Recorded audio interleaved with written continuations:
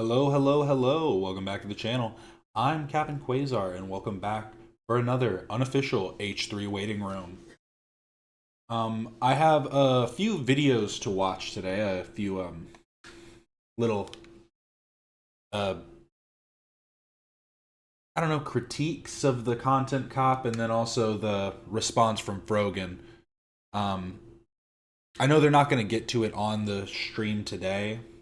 They're going to be talking about Lord of the Rings, but it's good to be prepared. So, first I want to watch this though because I'm a big fan of Dax Flame, and he just did a full set at the Comedy Store, a full 6 minutes. So let's check it out. Very loud.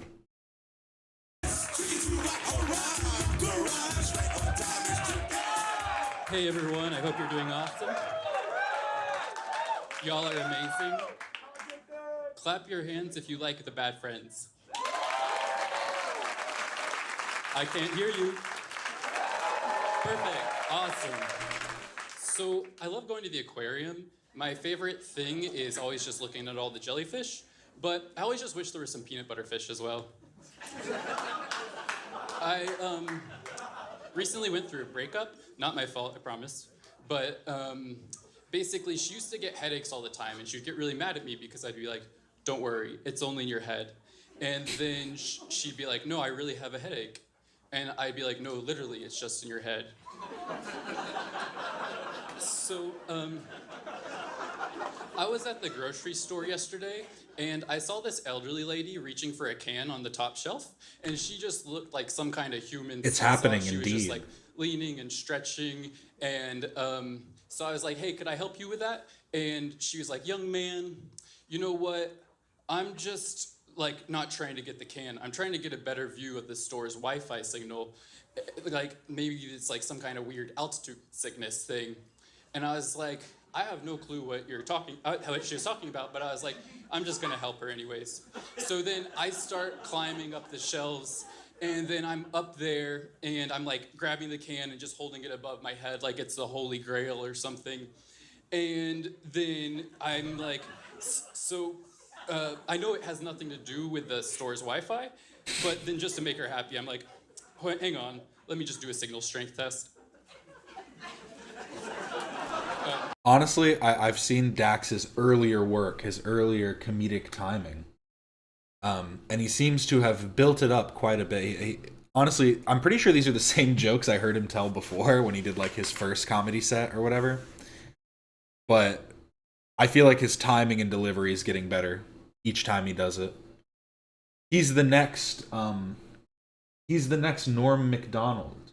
The next I'm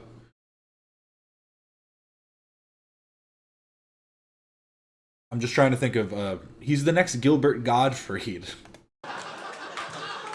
So whenever I talk on my phone in public, I'm always worried that someone's eavesdropping on me. Like I'm just kind of self-conscious, I guess. But some people talk so loud on their phone, and I'm just like, where'd you learn to whisper? A helicopter? And then I want to give credit to, they helped me come up with that. So one time I was staying at this hostel, and when I checked in, the owner asked me if I parked in the street in front of the on the street out in front of the hostel. And I was like, yeah. And he was like, oh, I would not park there. I would rather die than park there. And so I was like thinking, really? So if I had a gun and I was gonna, like if I was like, I'm gonna shoot you if you don't park your car there, you would say, no, I don't want to. And then he would be like, no, yeah.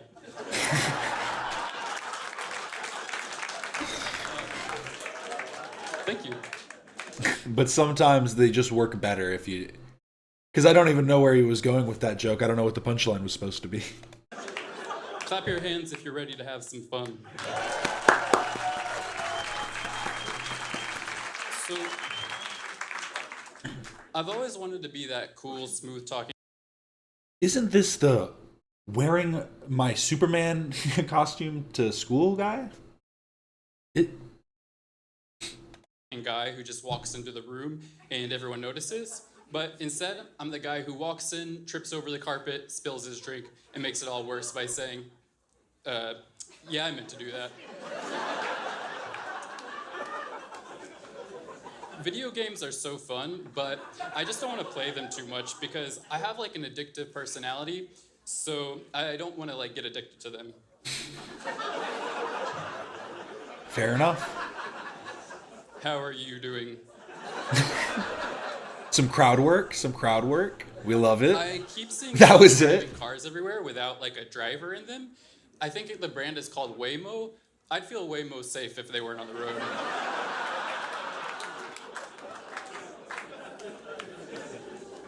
I was eating a meal at a restaurant yesterday. He's just rifling them off. I'm impressed.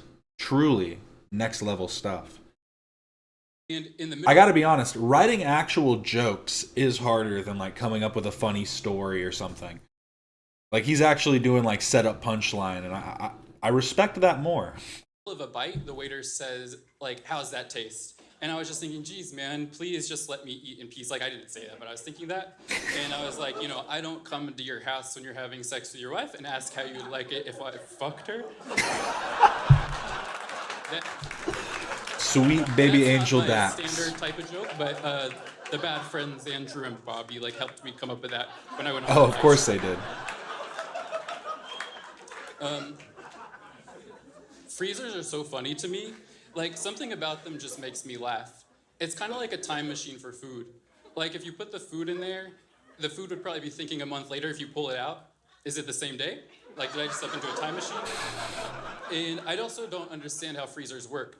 How does the temperature of something being colder just make it stay fresh for longer? I don't know how that works. You know, it's one of the things about life. You know, philosophically, we can come up with answers of where things come from. You know, we can break it down to its origin, but it doesn't explain the why. We just know that keeping stuff super cold does make it fresher. And you know, there's certain molecular reasons too. But again, even when you break it down that far, it just happens. And I guess I just have a couple jokes left. Y'all are amazing, so thank you.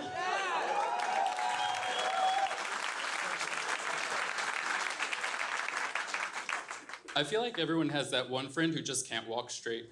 Like, you know what I'm talking about? You're walking on the sidewalk together, and they just keep bumping into you, and you don't think about it, or you're like, is this sidewalk curved or something? And then they just keep bumping into you, and you're like, oh, well, maybe they just like bumping into me. And then it's like, finally you just snap, and you're like, walk straight, bro.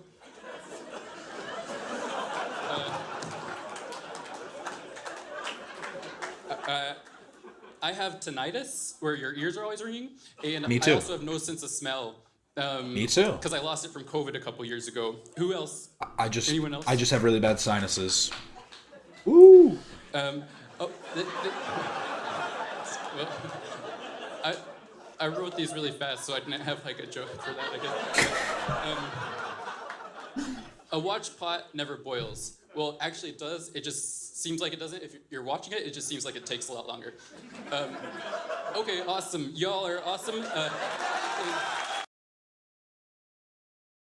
Okay, well that was Dax Flame's amazing comedy special. I guess I'm not subscribed on this account. But let's now that we've brought our energy up, let's completely just snuff it all out and bring it all back down with Hi, my name is Frogan. this video from Frogan. This came out a day ago, and it's called Frogan's Response to Ethan Klein.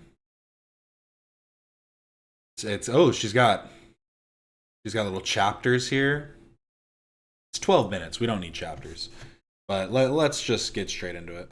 This is the first time I'm ever making a solo YouTube video about everything that has happened the last year and a half. I address everything on my podcast, Idubbbz, which you can find the link below, but today it's just going to be you and I.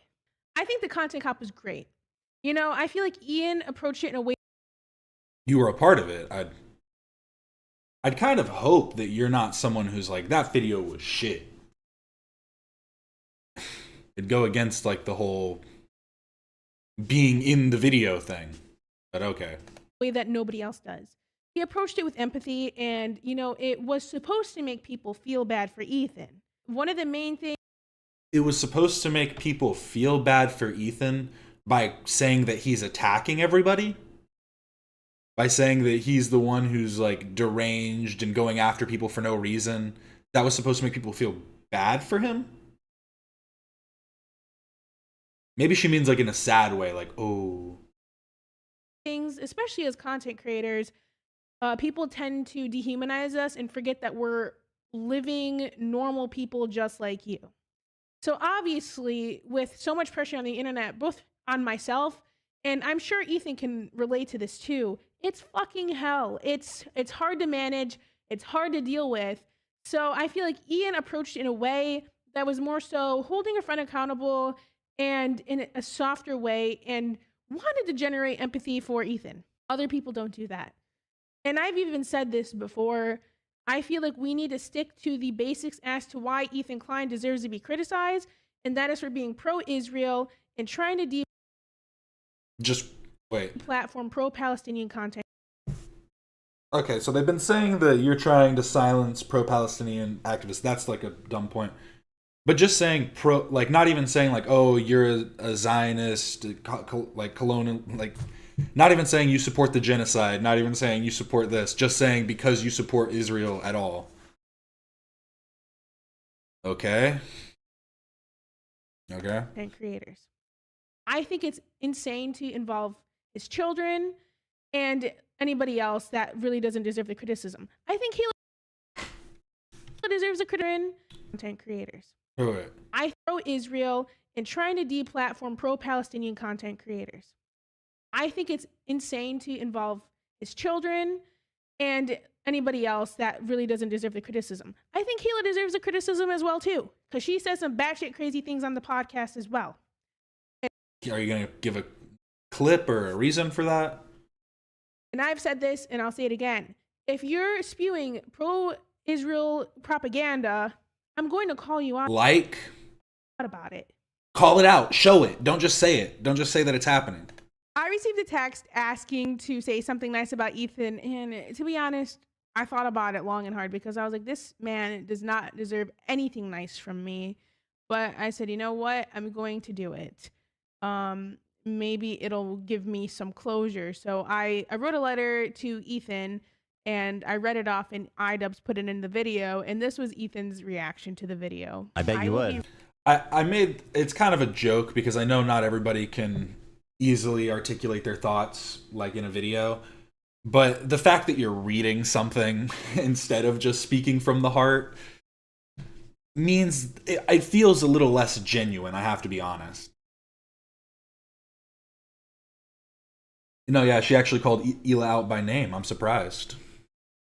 Reading my letter off because I don't want to sound robotic. H3 used to be the sports for good that I used to watch. I hope that one day gets back to what I remember. You were one of the inspirations for me to start creating content, so all this. And yeah, these were like backhanded. These were so backhanded because it's basically saying, what happened, dude? We miss the old you. You've changed. That was all it basically was. None of them were actually like, okay. Has stunk. They weren't anything. You really hear this, and I wish you the best. I think. Listen, Thank Frogan, she's so dumb that. Here's the thing: the rest of them gave up the game that it was all bullshit. But Frogan, I think, is trying to stand by that. She's trying to like basically stand behind the ending because everybody else, like showed their hand and was basically like, no. I was bluffing. This was all a joke. What are you talking about? I didn't mean any of that. Why didn't Hassan have to do one? But she seems like, at least in the beginning, she's saying like, "Oh, we're trying to make you like we feel bad for him, this and that." But yeah, it's just a weird angle, like altogether. Can't be mad at her. She Like, did wish us the best in the end. It almost felt like the nicest one of them all. I think she was the only one being genuine. Yeah. actually. Well, it's because she actually wrote hers down. That's what I'm saying. Is it feels more genuine, but because it's written down and you couldn't just like speak from the heart, it makes it feel like, it makes it seem at least a little bit like less genuine. Actually, so I don't want to. I'm whatever. Just Frogan, just chill, okay? Just stop being an idiot, and I'll stop talking about you. It's really simple math. She's also by far the smallest creator of the bunch. Right. I mean, is it even like cool that he included her? Like, she's just gonna get more shit for being It's involved. not. It's not cool. And, on like, his it's behalf. not- it's he tot- knows what like this entails. This part made me laugh because it was very tone deaf, and he's acting like half of his content nuke wasn't about me.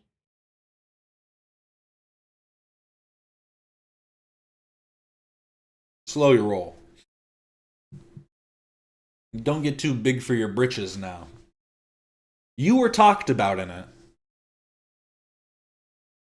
But it was mainly in the context of the fact that Twitch is allowing people like you to like espouse like the ideas that people like you have.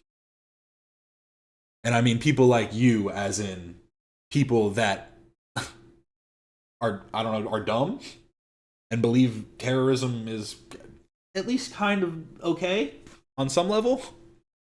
Half of the content nuke, the entire ending half, was about me. I mean, I wouldn't say the whole ending half was about the tier list, but the tier list was definitely like a big segment. But again, it's about Twitch more so than it's about you. Like a one single person propagating something isn't the issue. The main thing is like the larger entities that allow it to happen. Like Bad Empanada on his own isn't that bad. Like obviously he is bad, but I'm saying like his effect isn't that broad. But then when you have someone like Hassan that's platforming him, it just spreads it out. So like Frogan, it's not like who cares? It wasn't that like no one was watching until it was put on a Twitch stage. Like that's when it becomes an issue. So if I'm so irrelevant and so uncool to include, why the fuck was I in your goddamn video? Like Hassan can handle it, but like Frogan's now just gonna get a pile of shit on top of her that I have no control over because people are watching. Millions of people are watching his video. By the way, wasn't Frogan also the first one who was like complaining that Ethan unfollowed her or something because she was like saying a bunch of stuff about October 7th? Was that what started it? the way, and they're reacting to it, and they're not having good reactions. Not to it. just our audience. Far from our own. Yeah. I think it's funny that you think me being in the Idubbbz video. And obviously started it. That's a very like, it's like a pebble starting an avalanche, but I think that was like the starting point. Was what's going to cause this harassment. When in reality, it's you, Ethan. You're acting like you haven't spent the last year and a half doing everything in your power to push people to bully and harass me, including weaponizing propaganda organizations such as the ADL to get me banned off Twitch because I made a joke about you not being able to say Habibi. But no, it's Idubbbz, one of the only major creators besides Hassan who has actually defended me publicly in the last few months. This next section is about the double standards of Ethan's thinking. Let's get started with this clip. Personally, though, and I've seen Hassan do this before, is he's accused me of it.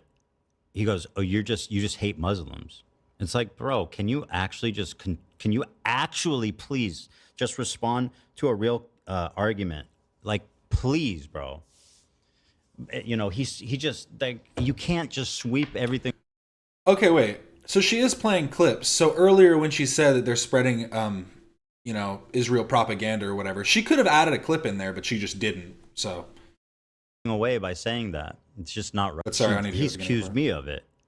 He goes, "Oh, you just hate Muslims."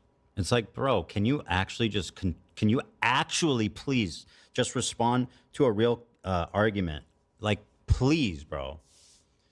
He just like you can't just sweep everything away by saying that. It's just not right. Are people very cruel to her? Yeah, for sure. It's just I don't know, man. I don't know. as Ethan said, he worked with the ADL. Is it ALD or ADL? This whole squad is so egotistical, like the way they speak, they act like they know everything and everyone else is dumb. No, that is like the biggest issue, is a lot of it is condescension. But as far as I know, Ethan has not said he has worked with the ADL at all. I don't even know many times that he's brought up the ADL. I think he's only brought it up in the context of them suing other people or whatever, like the ADL and other like lawsuits. I don't know how to explain this to you, Ethan, because this is something Now I know what you meant when you said this squad. Watch it. Just kidding. you claim all the time, but some people are actually racist. Ethan claims people are mean to him all the time because they're racist, using his religion as a shield to criticism, as he claims people are doing to me. A lot of the comments I get are about me being a hijabi and me being Muslim, so no. People are not more charitable. I don't mean to diminish any type of bigotry that you faced, but again, if you're showing clips, show some of the messages, show some of the fucking like comments. I've seen a lot of the ones where people are making fun of her for, like calling her fat, calling her ugly, stuff like that. I made a joke about her makeup, but I haven't seen too many coming at her for being Muslim, because I don't know, being outwardly racist isn't like normal in most progressive circles, and I think most people would probably start shitting on that person like immediately. Charitable to me because I wear the hijab, and I wish that was the case.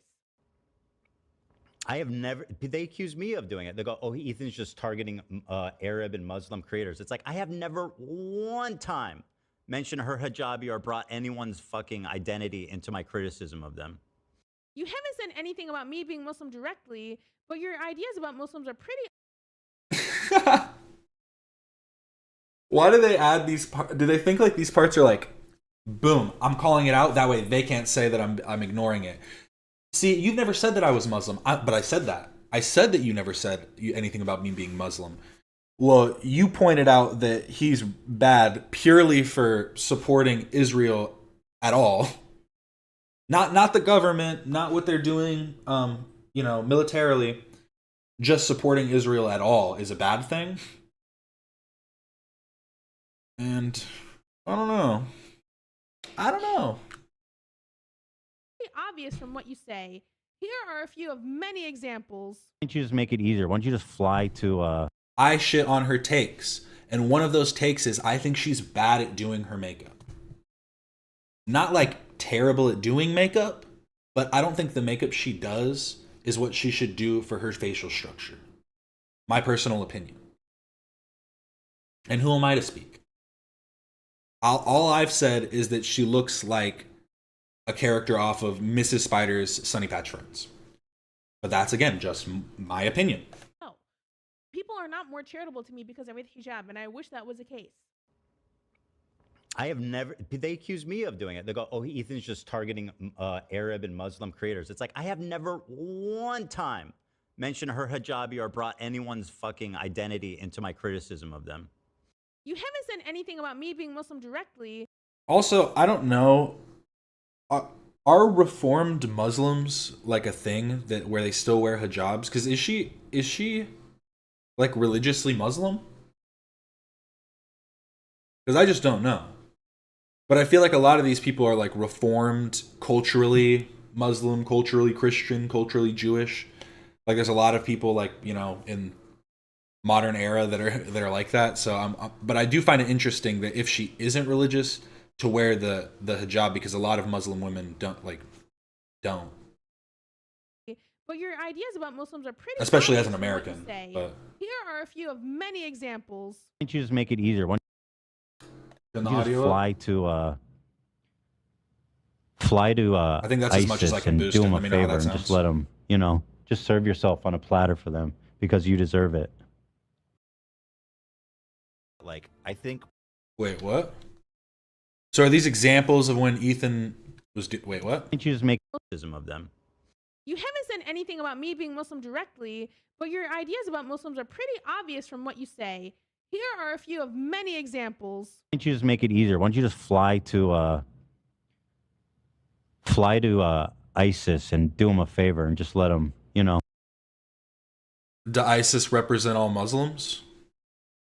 Because I'm pretty sure. I mean, I'm sorry, but Islamic extremism is like very prominent around the world. That's just like what's happening. It's not all Muslims at all. Islam is not the reason for Islamic extremism, but it is a thing that's happening. So to call that out is not being Islamophobic. It would be Islamophobic to say all Muslims are part of that. And I think in this, he's probably saying that someone who's supporting some kind of Islamic extremism should go talk to ISIS and see how they feel about, gay people or feel about transgenderism and whatever. Just serve yourself on a platter for them because you deserve it. Oh, wait, sorry, I wanted to read this. Platter for them because you deserve it. Ooh. Enjoy your drugs and be a sex worker. Hamas would kill you on the spot. I mean, again, this isn't like is this critiquing him for being Muslim or for supporting Hamas? Ethan, I'm not a Zionist. Klein, playing fucking Twitcher terrorists live. The conflation doesn't make any sense.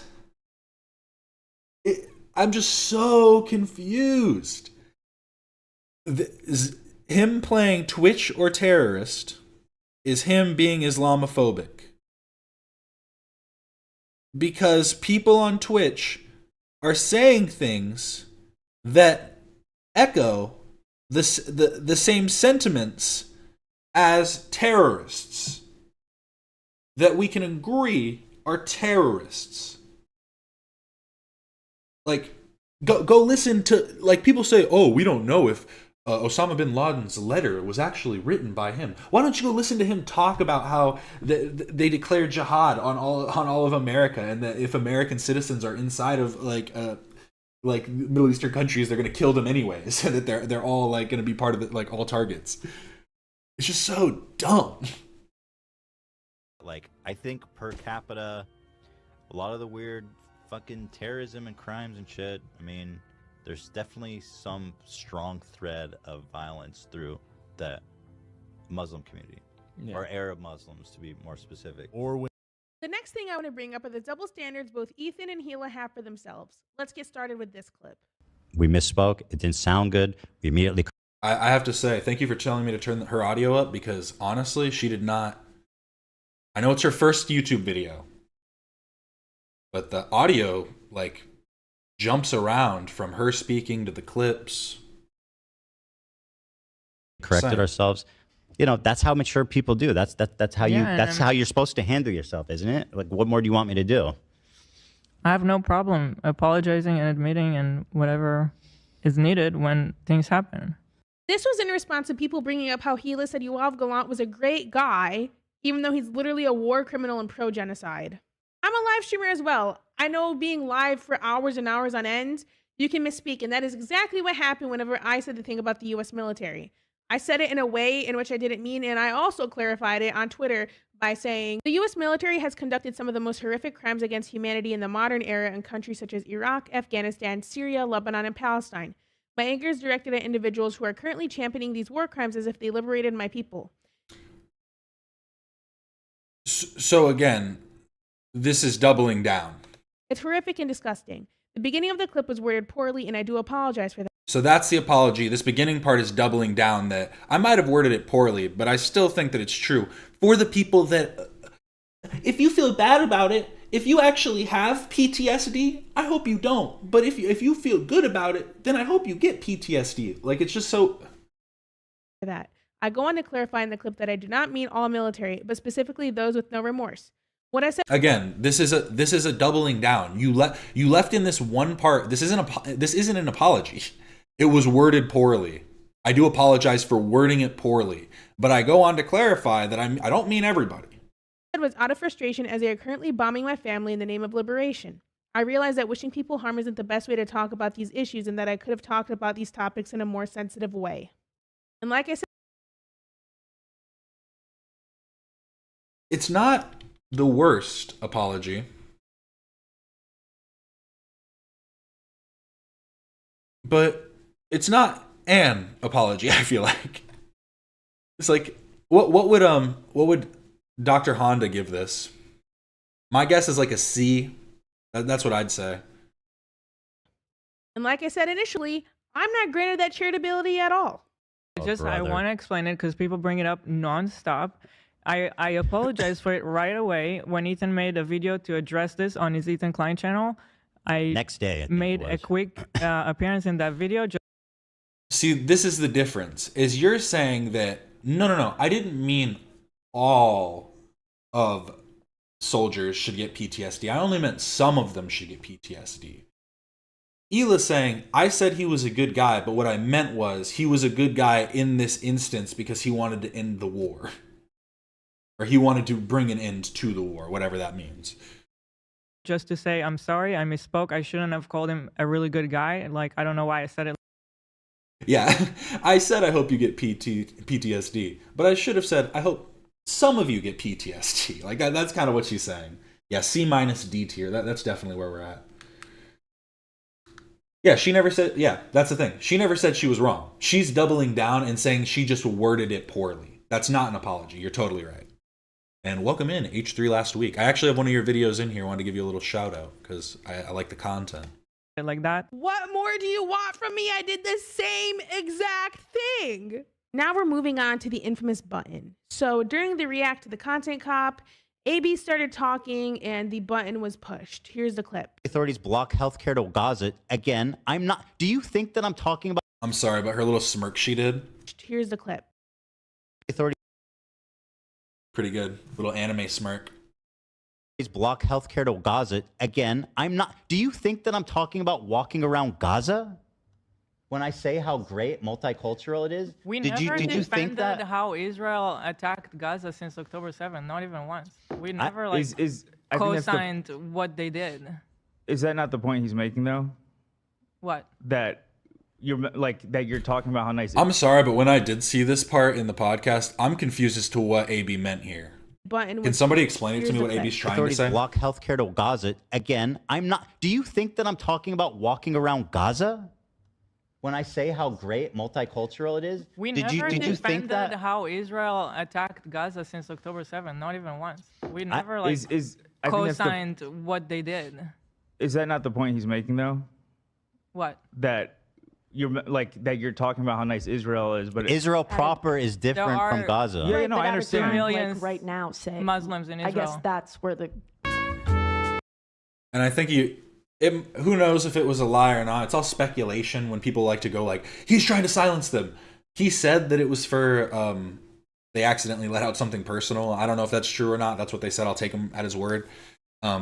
Because I would assume AB would have the balls to come out and be like, this is what I meant. This is what I said. Because he talks about his stuff on his own stream. Like, AB isn't like some little coward like everybody likes to make him out to be for some reason. But even in this, I think maybe he's trying to say,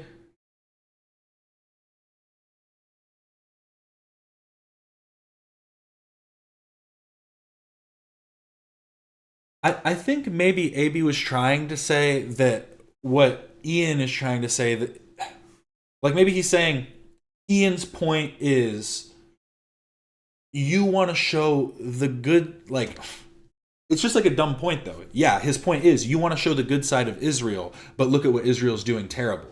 Like I think that's true for any like I was like this is what I was arguing earlier this week. If someone wants to go to Russia and like be like, look at my hometown in Russia, look at like what we do, it's so diverse here, we have a lot of culture, this and that, and I'm still against what Russia is doing in Ukraine, what would be the problem with that? What they're trying to show is that like there is like diversity, there is like inclusion, and it's not just like this hellscape. You know, in Russia, it's not like a frozen tundra of like, you know, like it was in the USSR where everybody's fucking eating gruel. So like, I don't know. It's just a dumb thing to argue, to say that they can't go and try and showcase the good side, like the good side of like their country.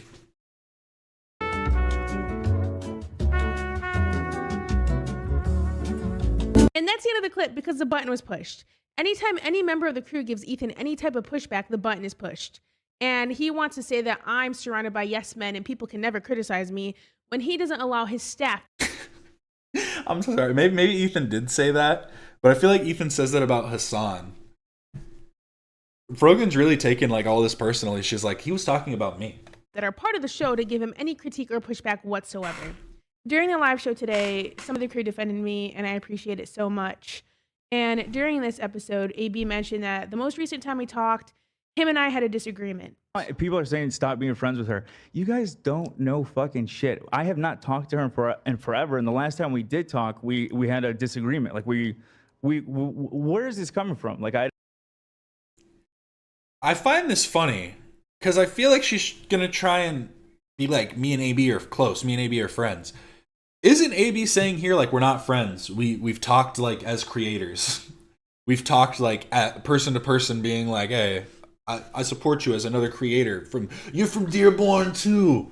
We're both from Dearborn. We got some relations or something. But that's like such like a loose point. Yeah, it's him being nice. I don't understand. That is. This disagreement was a DM I sent him, which stated, "Hey AB, I wanted to reach out privately because responding publicly and adding to the dog pile doesn't feel right. I understand that people often overlook how tough the job market is, and I get that working for Ethan puts you in a complicated position." Is this not saying he should quit? She's saying you should quit. I know it's hard. I know the job market's difficult. And I know you just need a job, and that's why you work for Ethan. But have you thought about quitting? That I think what pushed people over the edge was a clip of you baiting pro-Palestinian people and blocking them. The criticism you're receiving is largely because people believe you're better than that and don't subscribe to Ethan's views. I know you've been vocal about Palestine, but I think it's important to explicitly clarify that you don't share his beliefs and that you stand on your own. Ethan is not worth the bullshit you have to deal with working for him. Honestly, there have been times where I felt this is almost like a very loosely veiled like threat. Side with us or face the fire. You will see. You haven't seen hell yet. I know that you've said that you side with us, but you must show your allegiance.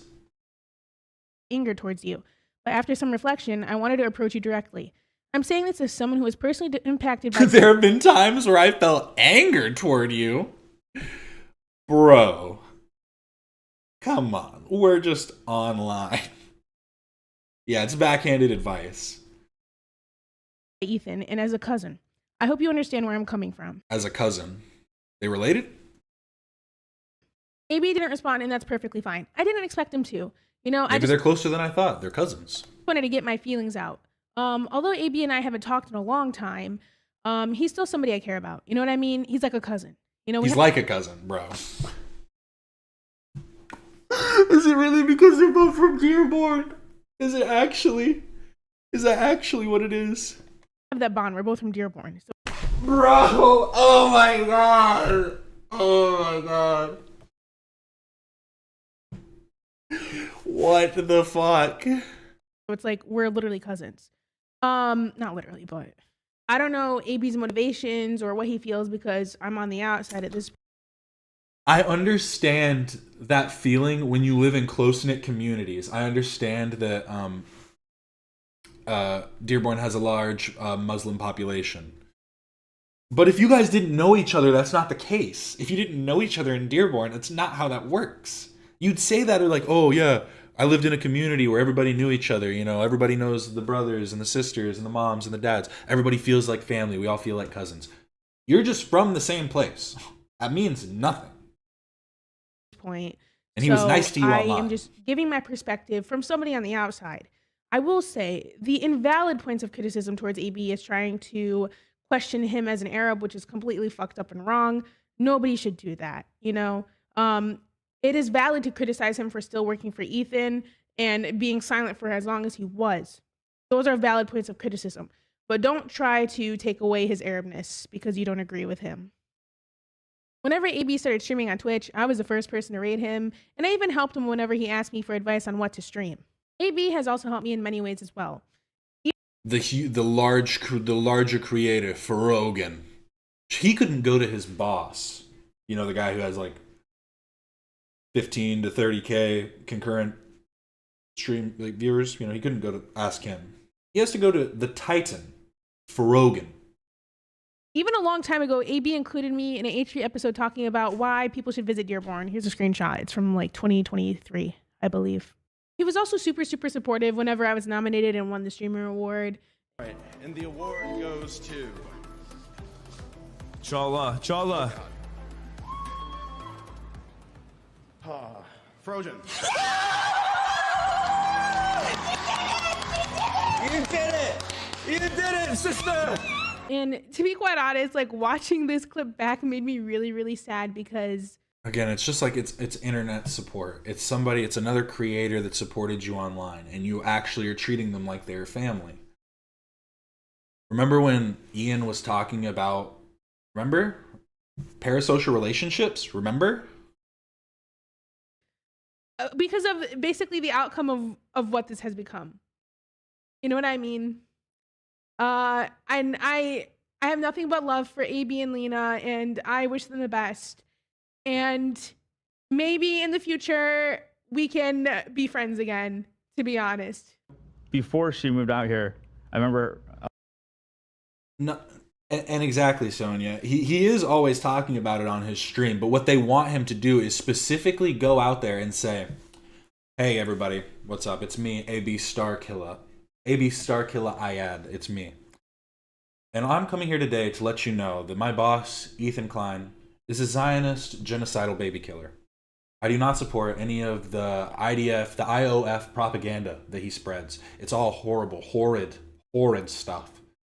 I only do it for the job. I need the money. Understand that if I could, I would actually, destroy the whole office in a fit and rage at the comments that he makes. But I need money. I sell out my values for monetary gain. Yeah. Thanks so much. Like, what is that? What they want to hear? That he's just a sellout? Like, it's fucking stupid. I was talking and she was nervous about it. And I said, at the end of the day, you'll have me and Lena, like worst comes to worst. And then shit just hit the fucking fan. Yeah. Before. And to those who are constantly defending me and having my back, I appreciate you and thank you so, so much. You know, during a time like this, it feels like the damage has been done physically, mentally, emotionally, and financially. But, you know, after a year and a half of harassment, it feels very calming that people are actually finally on my side.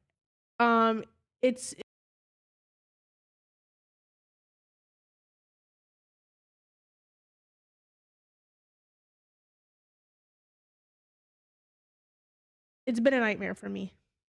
On a more positive note, here are some of my favorite pictures taken at the shoot of the content cop bit. Of course, I got to see Kaya. I love her to death. And here are a couple pictures.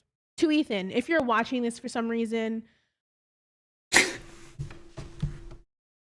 was going to say something about the dog, but to Ethan, if for some weird reason you decide to watch my video titled Frogan's Response to Ethan Klein, if for some odd reason you want to watch this video, just know what does Ethan need to know? My message to you is that, you know, you and I have different worldviews, and you and I have different ideas for what is the best way to help people.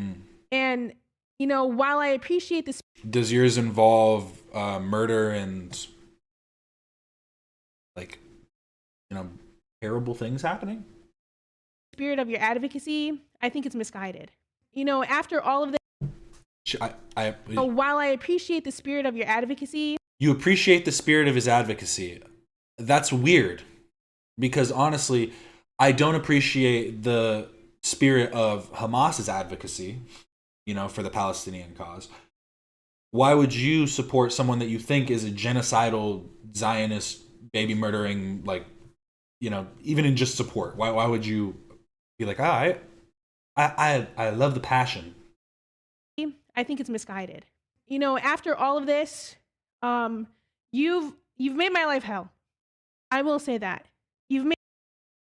Remember when AB said the snark and all the people talking about this type of shit makes his life hell, like on the regular? Remember that? And you just have to bring him back in and basically say, well, they're right. The snark is right, AB. You must denounce it all. Burn it to the ground now. Made my life fucking hell. But at the end of the day, what I said at the end of the content cop still stands. I wish you the best. I do appreciate all the Okay, here's what we had. I was skipping through this to see, because this is who we really needed to hear from. We really needed to hear from Airsoft Fatty. Airsoft Fatty, for those who didn't know, Idubbbz did it was before the Sam Hyde one, right? Before he had Sam Hyde and did his little documentary on Sam Hyde, Idubbbz did a little documentary called Full Force on Airsoft Fatty. When was this? What's it called? Isn't it like Getting Away with It? Getting Away. Oh, the Sam Hyde one got 6.7 million. The Airsoft Fatty one got 24 million views. So I guess Airsoft Fatty has some grievances to air about Ian. So I think it's interesting because this was apparently around the time of Ian's reformation, when he was trying to, turn a new leaf and try different content, become a different man. And I will say, Airsoft Fatty was part of a Fish Tank, or whatever the hell it's called. Or is it Shark Tank? Is that what they're calling it? Shark Tank, the Sam Hyde fucking reality Big Brother show where they just torture like autistic people in a house. Really fucked up stuff, not gonna lie. So I don't know if Airsoft Fatty is necessarily the best, the biggest, the best moral arbiter or whatever. But I think that it might be interesting to see how, someone who was in Miles' contact with Ian has seen this whole change.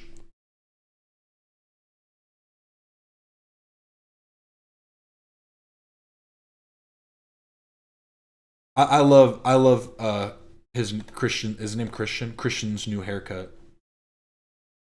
He's honestly looking real goated. But here we go. Let's get into it. Ladies and gentlemen, I'm going to be blunt to the point and just get this over with, because this is not an easy video for me to do. First off, Ian, what's going on? You remember me, right? I hope so, because I've seen that you come back recently in an official capacity and allow me to officially say welcome back. Something the fans don't know about, but you sure as hell do, is the fact that I have reached out plenty of times through email the past year. I've called your old number. I've texted. Ooh, nice. Doing more art while watching the stream. And you're illustrating a hedgehog. Is it by any chance blue? And does it catch rings? Your old number, got nothing. You've blocked me on Instagram. And on YouTube, it seems you've hit all my comments, because neither you nor anyone who watches those videos ever replies to me or acts like they've even seen my comments. That being said, it does appear that this has become the one way I have to reach out to you. So firstly, I want to talk about Full Force. That beautiful documentary you made on me from all those years ago, back in 2019. And you see, my father taught me a little saying that I've been looking at that documentary through the past few weeks, and I've realized something. And I didn't even think about this. This does look like a bunker. It does totally look like he's in a bunker right now. He's probably got like a tiny home or something. Doesn't he have like property or something now? Father's saying was that the figures don't lie, but liars will always find a way to figure. So let's look at the figures. Let's look at the facts of what the video is. So Full Force is your #1 most viewed video, and it is the video that has made you the most fucking money, period. Both in sponsorship money and ad views. Don't get me wrong. I appreciate it a lot. I really do. It brought a lot of attention. You brought a light to my crazy-ass life. And I will forever be grateful for this opportunity. 24 million views later. All these years later, right? We're here, right now, in a season of airing dirty laundry. Spring cleaning, as they call it. Peekahog. Oh, ho, ho, ho. You innocent soul. So, it's time to air some out. call me a content detective if you would. Because there's a lot of things that need to be addressed about my relationship with Ian. And full force and I do like that. There's a content cop. We need to do a whole investigation on this fucking precinct, dog. It really ain't. It ain't it. general. So let's address this, all right? Let's. When you first came to Battle Creek, Ian, that was a huge honor. And I mean that. It was a huge honor. If my mother were here, she'd tell you about how when you first pulled up, I didn't think you were real. I thought it was fake. But then I looked out the window, and there the fuck you were. And I said to myself, no fucking way, it's real. Man, you were a fucking legend, my guy. The thing is, you know, Airsoft Fatty's a world-class entertainer. Don't during forget filming, you shot me a lot of looks. You shot your camera guy a lot of looks. Not kind looks, per se. And you made a lot of jokes that I, at the time, had fly over my head because I was starstruck. But, now that I look back at it, I really don't appreciate the way that you portrayed Robert. Now, I get it, me and him were fighting at the time. We had bad blood. But you made him look pretty Dahmer-like. You made him look pretty Dahmer-like. And in reality, he's more... If you do go back and watch the documentary on Airsoft Fatty, his friend does seem a bit off his rocker a little bit. He's like, yes, I like, this is as far as I got into the video, and then I skipped around to see if I was going to watch the whole thing. But I like what he says here, because it's just their dynamic. They're nerds. Listen to the way he's talking. He sees himself as this, as an anime character. He definitely holds himself in some high regard. And the documentary itself is a bit degrading, because it does just seem like it's just showcasing. It's almost just like pointing a camera in a homeless guy's face. It's like, what's the actual benefit to them here other than just documenting what's happening? More like a Vegeta to my Goku. That's simple. He's not Dahmer, dude. Yeah, And you know, it was that part right there. He's the Vegeta to my Goku. That's simple. He's not Vegeta to my Goku. You made him look pretty Dahmer-like. And in reality, he's more like a Vegeta to my Goku. Come on. That's simple. Knocking the He's bottle. not Dahmer, dude. And you know, the lightsaber fight at the end, that was pitiful. I'm gonna be honest, it was fucking pitiful. Both on my part and yours. You never were honoring me. At all. You weren't honoring my originality. You weren't honoring my content. No, you were just making jokes. Jokes. Jokes upon jokes. And, there's two. I think it's a good. It showcases Ian as a person, because there are two types of documentaries. There's a documentary where you go and you engross yourself into whatever the culture or the situation is that you're trying to document. And there is the documentaries that go and are just meant to gawk at the dancing monkeys, basically. And that's what Airsoft Fatty feels like he became through this documentary. That it wasn't someone trying to come and showcase him as an interesting, old school creator who got somewhat famous through this internet meme. But what is his life now? It was just showcasing the lulls rather than the any highs. That's all fine. That's all fine and dandy. But what makes me upset about it is you claim to be on a redemption arc, and yet you've completely glossed over someone that you've fucked over majorly. Fucking majorly. Let me ask you this. Ooh, there's our first cut, I think. Let's say your kid develops a skill and it gets him a lot of views. Or maybe he's just a weird guy in general and gets a lot of views, right? Regardless. Your kid gets to a point that this famous guy comes and makes a documentary on him, and this documentary becomes slowly his most highest viewed and highest grossing film he's ever made. But then your son doesn't see a penny of it. And then not only that, but That's part I think is that's the part I think is crazy. If he just pocketed all that money and didn't, because I was like, maybe Ian's gonna respond and say he paid him like an upfront fee, like, hey, I'll pay you this much if I can come do a documentary on him. But if he really just hit him up and was like, hey, bro, can I come record you? And then basically just made him like the centerpiece of like a joke, is kind of crazy. Pulls your son out to the national anthem for a baseball game, it doesn't fucking pay him. And when he's there, don't give him no fucking respect. Because I'm almost fucking certain you and Anissa would raise hell. Straight up fucking hell. D&D level of 7-layered hell. Dungeons and Dragons. But I'm supposed to keep shut about it. I get that we were making lots of entertaining moments. We made content gold. But the problem is, that tarnished me a little bit. And he did say in the beginning, this is the only way I can contact you. So I'm wondering if he's tried messaging him or something already. And I'm not going to like speculate on that part. They're like, oh, Ian's not responding to his texts.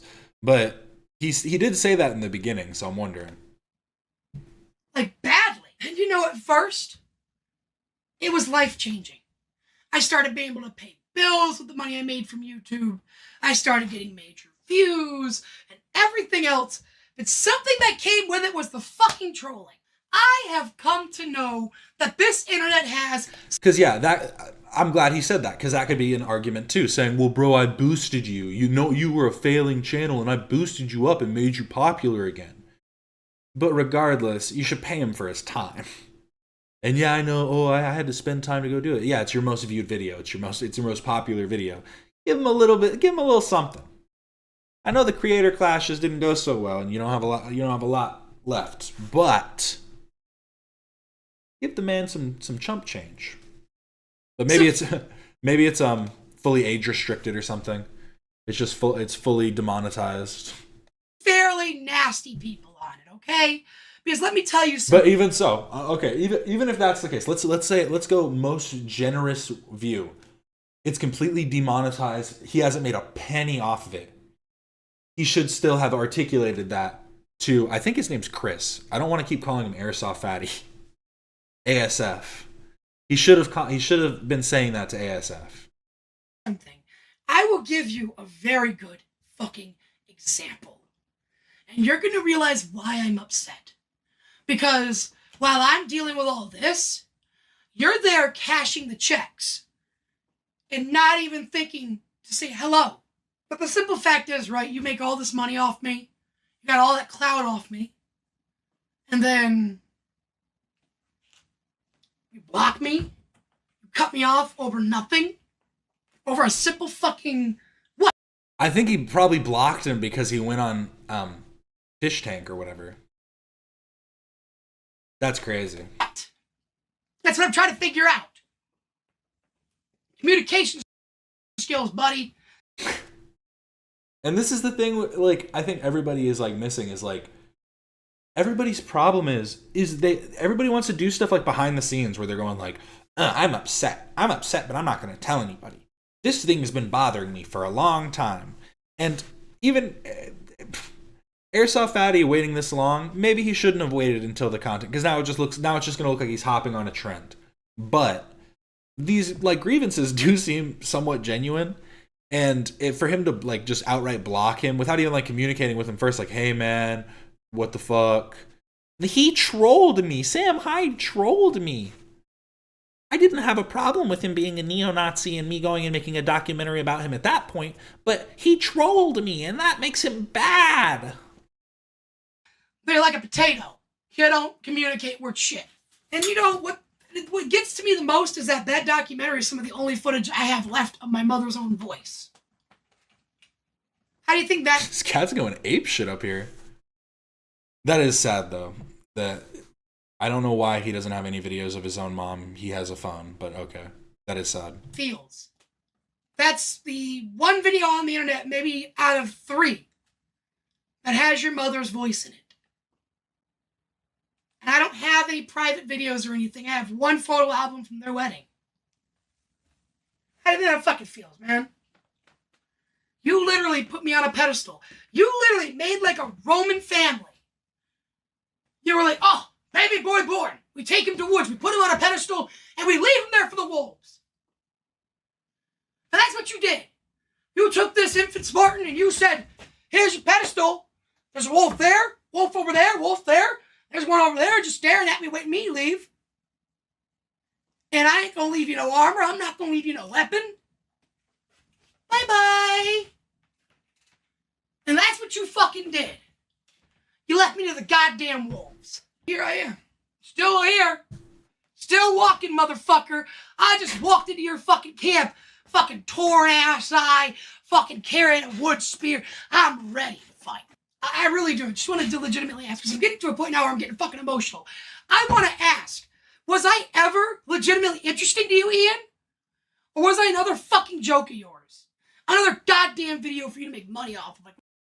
And that's the thing. Because, yeah, and I think it showcases the type of person Ian is. And like I was saying about documentaries, it can go both ways. Ian is trying to act like he's turned a new leaf, when in reality, he's just, changed direction in his, people that he's going to be coming for. You know what I mean? It's like all you do is you just redirect your aim rather than actually, changing your way of thinking. And yeah, it doesn't seem like he was ever interested in Airsoft Fatty. I got to be honest. When I look back at the documentary, he was going there under the guise of being like, this guy's so interesting for it. But it really does seem like he was like, hey, this guy's still on the internet. He made this thing. He's really weird. His house is really gross. The things he does are funny. His friends are crazy. Let's make a document. Like, let's talk about this. When it should have been like, hey, this guy's life is really strange and interesting. Let's, those are my favorite types of documentaries. I follow so many different YouTube channels that just showcase random people's lives. And we'll just give like a little deep dive of like a guy who, like there was that one of a guy who rides a bike and does paintings while making music all at the same time. And it's like a 5-minute documentary. It's just because people are interesting, even in their oddities, even in their oddest times. But some people don't care about that and would rather laugh at, the strange things happening. When you're stupid content cops. I'm gonna be honest, right? It's a tough pill to swallow when people to this day make fun of you.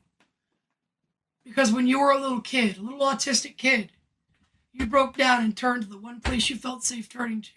When you called me for Creator Clash 1 to do the anthem, I was honored. But something that you never told people, and I kept my mouth shut for the longest time, is I never got paid to do Creator Clash. Where did the money go? Was it really just the arena was that expensive? Like, did all the money go to that? I'm just like, bro. No, you guys want to know how Creator Clash went? I'm just going to knock the whole Creator Clash thing out, like right fucking now, okay? Because this is where I'm going to get the most mad. I went out there for a second time, gave you your most viral fucking moment for your stupid boxing event, right? And don't get me wrong, it's not stupid. I mean, all of this is coming at Ian. He's going to have to say something at some point, like for real. It's a good cause, right?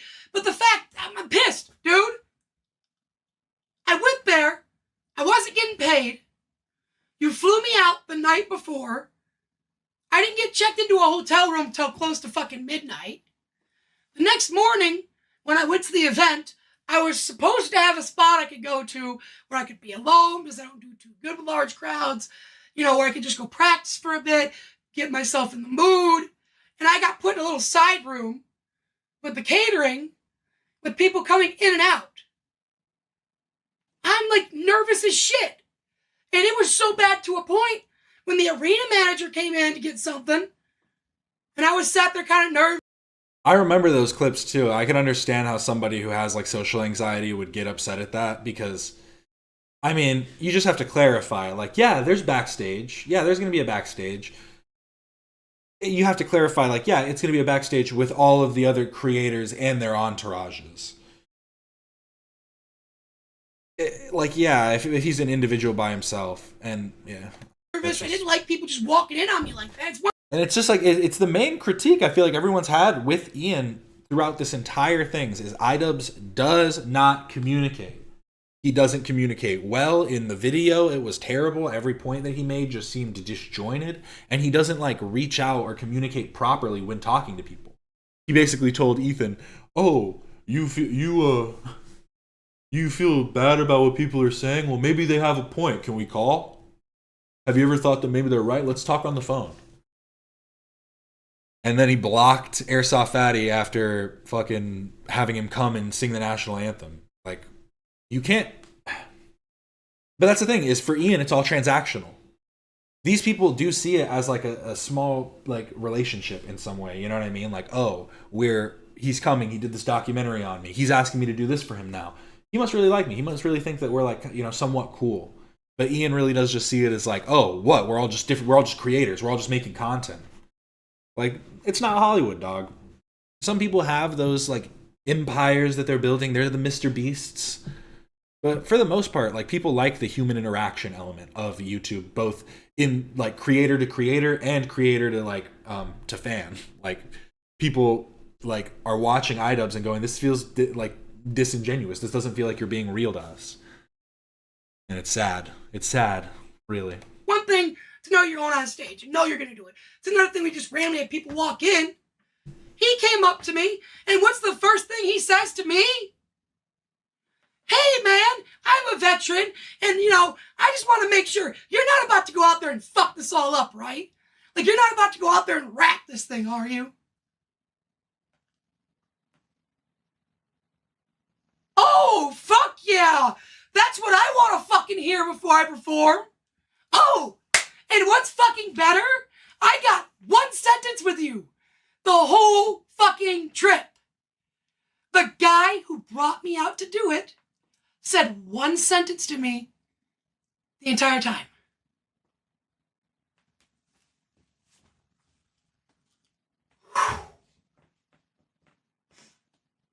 How I didn't get mad. Nah. The mother side of me is too fired up now. I sat there and gave you another legendary performance.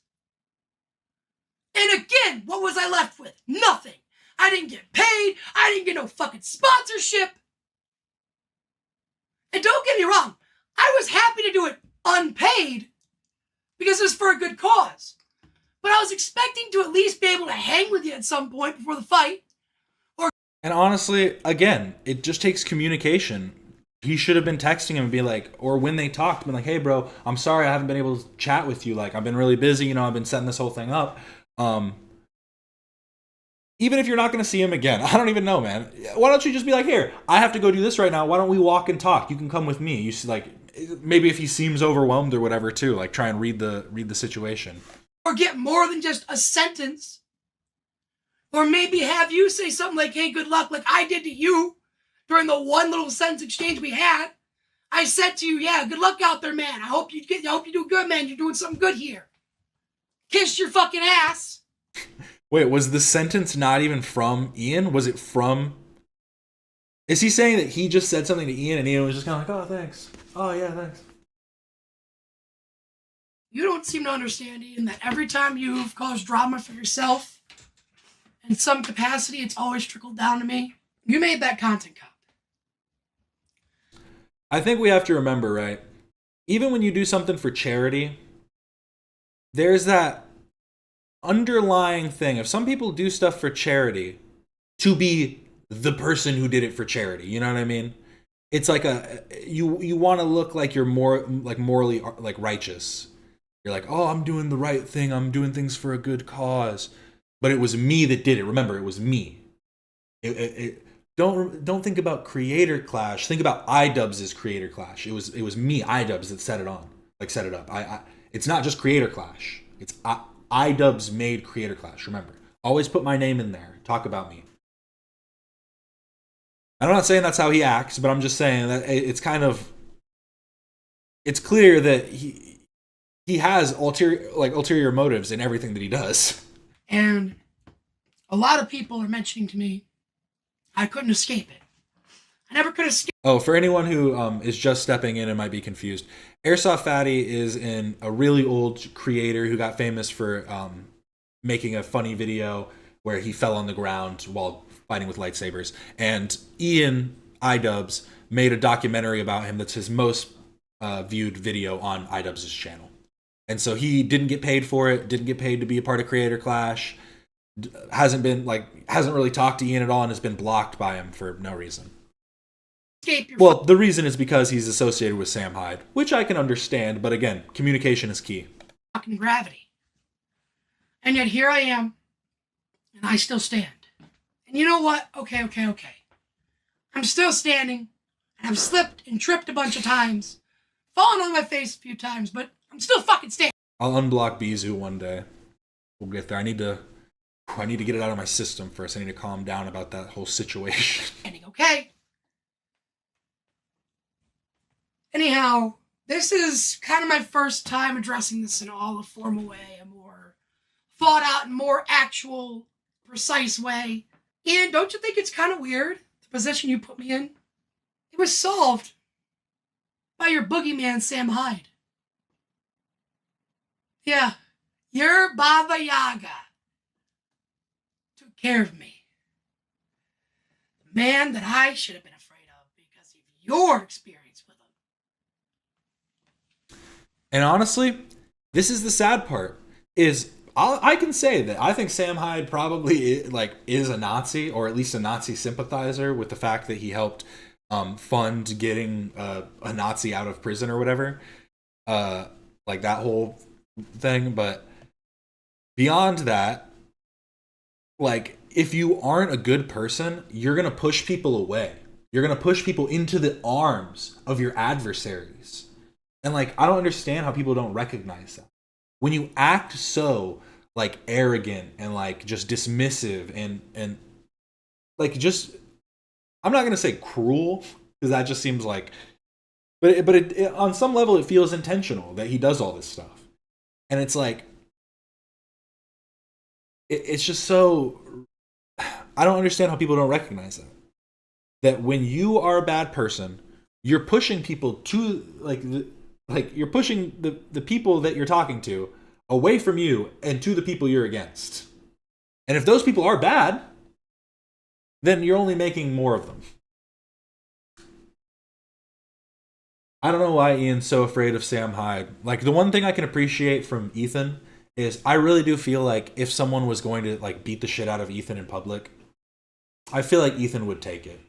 He'd take the beating so he could sue. Ian would run away. And that's cowardly. It's like the one thing that I always think about is that there are people who will just take the beating and be like, hey, I was talking shit, but you took it too far, so prepare to hear from my lawyer.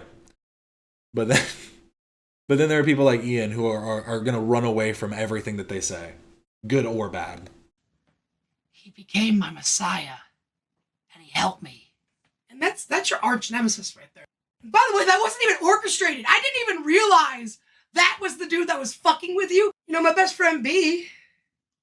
He originally reached out to Sam for me because, like, I was going through some shit. I was going homeless that fucking week when I reached out to him. Because, guess what? Some of the trolls that came from you were calling my landlord at the time, making death threats to a point that I was asked to move and given a 1-week notice. So my buddy B reached out on a whim and got me on Fish Tank Season 1. So by the way, that wasn't even fucking orchestrated. I didn't even know who the guy was until after I was already on my way. And you know what the worst fucking part is? I reached out to you first. I reached out to you about that situation. I didn't ask you for money. I said, I need some advice. And then you sat there and told me, sometimes you just gotta cut the bleeding limb off and get a job. Is that what you say to someone that you thought had potential? Or is that something that you say to someone that you could... They're just trying to get off your back. That's fucking crazy, bro. You can't, like, help him, like... And it's so true. He did the same thing with Dax. he made like a little Dax Flame show that didn't get that popular, and he like ended it like immediately. And like, I don't know if it was because of Dax, because I know Dax goes through a lot of like content strategies, but it just feels the same. It feels like he's going to these people who are, let's be honest, like down on their luck and willing to like work with people who are more prominent.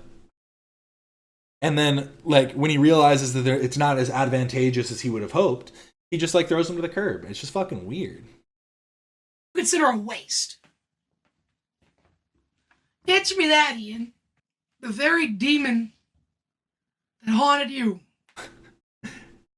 Basically, when Ian made the Sam Hyde documentary, he did the same thing that Ethan did with Hassan. It's revitalizing a dying career. They were both smaller. They were just smaller creators that were like, you know, doing their little extremism here and there. But then they got propagated by these two who are now at butting heads. It's truly like it's a modern odyssey, a very interesting story. And a random man in relation to you, my friend B and Sam, helped change me. No, and that's so true too. That's literally what he was doing with Ethan. It's like, oh, you're not doing good right now? Yeah, we don't want to talk right now. We're not feeling it. Oh, you're not doing good on your content? Maybe get a job. I don't know. Like, bro. The man that I am today. I was just a teenager when my fucking dad died. And now I'm sitting here in my own home that I own, that I had a hand in fucking building. You know what's even infinitely better? In the past year alone, I've lost nearly 150 pounds. Yeah, that's the truth right there. But, you know what? I feel like this needs to be said publicly. Sad as it may seem. Learning about Sam Hyde through U.S. extremism is pretty hilarious. But honestly, makes sense. Because, yeah, there are a lot of extremist groups, not just in America, around the world, but in America, they're very segmented, which is funny. Like, they're very localized. Sam has never once said a bad thing to me about you. And I mean that. He's never mentioned it. Never even mentioned you. He doesn't give a fuck. And that's the thing. Again, I can still believe Sam Hyde is a bad person and is just like a kind of just a weirdo who wants to get the better of everybody else. Because I don't know, maybe he's afraid of someone getting the better of him or something. But that doesn't negate from the perspective that Ian didn't do his due diligence when communicating with people that he considered like collaborators at the very least. I mean, come on, man. He just helped a fellow man down in their luck. And right now, you know, I needed a friend, you know? Airsoft Chunky? Yeah, now soon he's going to be Airsoft Slim. Thank God. Thank God he was listening. And he sent me B, and he sent me Sam. Because it sure as hell, not on Satan's left nutsack, was it you. I'm going to be honest with you. That content cop situation's, and I mean, woof, rough. I mean, you're not really seeing the big picture, are you? And those friends of yours harassed my dude. And I mean, they seriously harassed him. Worse than any of the Stubbs harassment I've ever gotten. You gotta be kidding me. The fact that you were backing these guys up after they had CPS show up to that person's house. I can't even talk proper. After they had CPS show up to H3's house, dude. At 6 fucking a.m. I love this coming from Airsoft Slim. It's my favorite. This is my favorite part of this whole conflict. And I mean the Idubbbz H3 conflict. Just to clarify. You had those... You ask someone who's dealt with CPS before. Do you know how terrified those fucking kids must have been, Ian? Or are you too fucking greedy and selfish to think about that? About how their kids must have fucking felt. And don't even get me started, that idiot saying, oh, they don't form memories at 3. Meanwhile, scientists disagree. People with a degree disagree. People with half a brain cell disagree.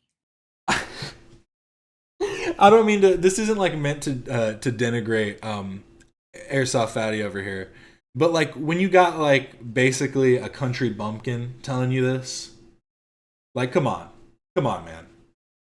When it's coming from left, right, and center, and you just can't see it. Because again, it's like nobody's willing to have the nuanced perspective ever. It's always just, well, you're either good or you're bad. You either do good or you do bad. And it's wholly based on those individual circumstances. But those are your friends, right? Right? I don't get what the fuck it is that you gain from chilling with these people. I mean, think about it like this. But you have a swastika sword, a Nauruzi symbol, and your Oh no, he's got the real weeb on him now. Oh no, we got the real anime lord. Like, oh no, he's about to come at them. wearing the fucking Palestinian flag. You really think that was going to win your fans over, man? Do you really think something like that is going to be that gets people going, yeah, my ear jimmies are jingling? Or is that some shit that's going to get people looking at you like? Yeah, I do think people do forget about that too, that it's not even about her saying that memories don't happen, because it's stupid on both levels. Memories can develop at that young, and also regardless of if memories develop that young, you can still have trauma without memories. So it is just like, it's just wrong on every level. And she doubled down and tripled down on it. Hats off for the funeral march, because that definitely ain't the end we know. Can that be a new soundbite? Hats off for the funeral march, because that definitely ain't the end we know. Hats off for the funeral march, because that definitely ain't the Ian we know. Amazing. He just has so many like little phrases and little like little quips. It's amazing. It's honestly incredible. Bum, bum, An entertainer bum, at heart. Bum, bum, bum, bum, bum, bum. Hats off, thumb in my pocket. Yeah, it's over, Ian. If rubbing shoulders with your enemies, if that's no big deal, then why are we here? Why did you cut me off completely? That's something I want to know. Why? Why was Froggy Fresh banned from the event? Was it because he was trained by Sam Hyde? The new Sam Hyde? Is that why you have me blocked and everything? I mean, come on, it's the same thing with Ethan, right? It's worse because it's involving children. No, wait. Isn't that... Yo! I didn't even put this together. He's literally using Ian's argument against him. Why'd you block me? I've had friends that they don't get along, he doesn't like him, but I can still like them both. That's literally what Ian's argument was. But somehow him getting pranked by Sam Hyde, because remember, he did the documentary knowing about all the extremist shit. So he's going to cut off Airsoft Fatty just for knowing him. Just for associating with his content at all. That's the worst part. That's such a good point. You're doing this to a man and his kids. This ain't just a one-on-one situation. Gotta send the wolf. This is becoming personal, bro. Since Full Force, I really have grown quite a bit. I've been asked to go on the Howard Stern show.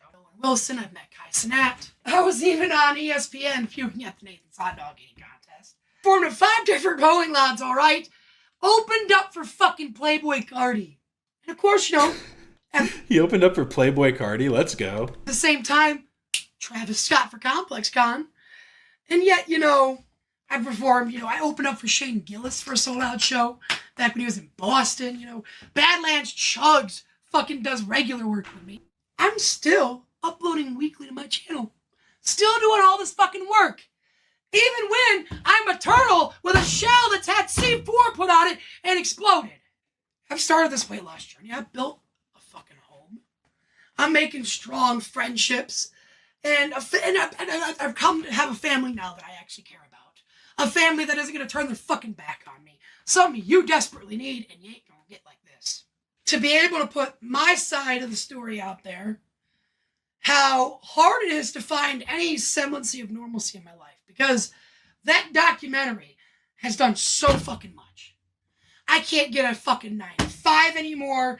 I can't go get a regular job, Ian. And that's not the only reason. But that one video has more views than any of my videos combined. See, when I was skipping around, I saw this point. I'm sorry, Airsoft, that just isn't true. 10 million, I mean, like, literally, these right here are more. These right here are more. Out of your newest stuff, yeah.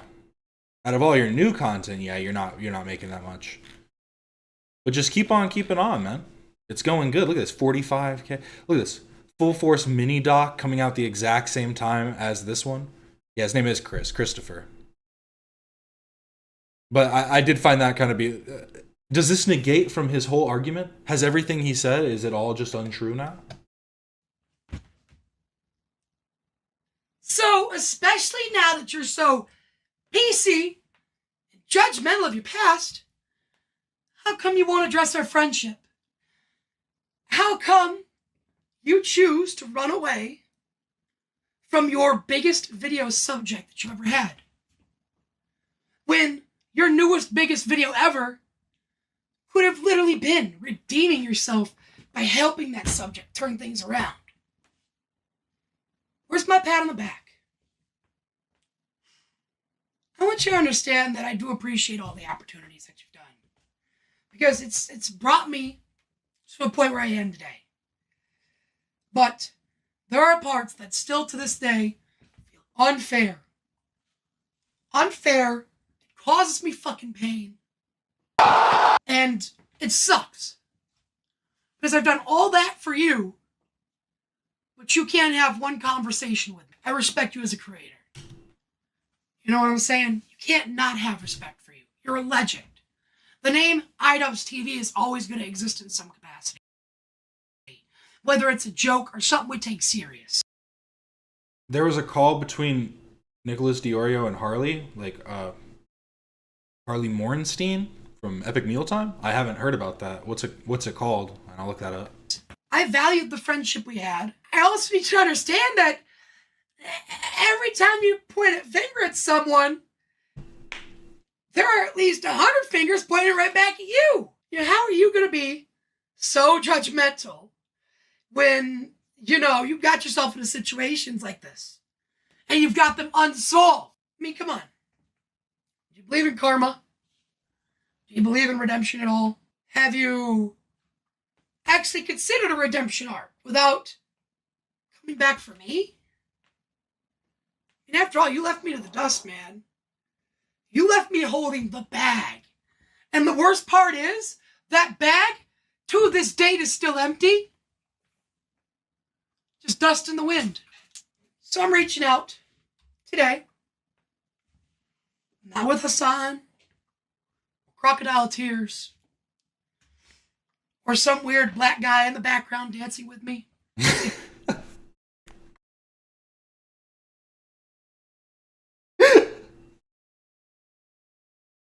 I just don't know why you said that. I think it's because he's also like, who the fuck is this guy? Who's this just a random dude, but just without a weird black guy dancing in the background? What the fuck, bro? Makes no fucking sense. I'm not sitting here with some chick gaslighting me as I gaslight her. But as a man, Oh, let me see. face to face, My God. YouTuber to YouTuber. Oh, here we go. Okay. I'm going to read this to you real quick. I hope we can have an open conversation about this in the future. Maybe we can even work together again, but this time, it makes sense for both of us. and not just you. Drop your shield and hit me up. I'd love to film a Full Force 2 with you. Show how much my life has changed. And heck, I'd love to come help you with Creator Class 3. Matter of fact, fuck the rest of this. Fuck the rest of it. There's a little bit more, but fuck that. All in all, look. And unlike Frogan, he's hopping off the script to end it. As much shit as you have done to me, I still would like to have a friendship with you. I still would like to have a conversation with you. I still would like to help you do good things. So please, unblock me. Let's talk. We'll hop on a call. You can record it if you wanted to, for all I gave a shit, but can we not have one conversation after all I've done for you? Yo, he cooked him. He cooked Abby, him. co-founder of Magic Spirit. Absolutely we grew up loving fucking sweet Christmas cooked treats. his We realized ass. we're hacked. That was amazing.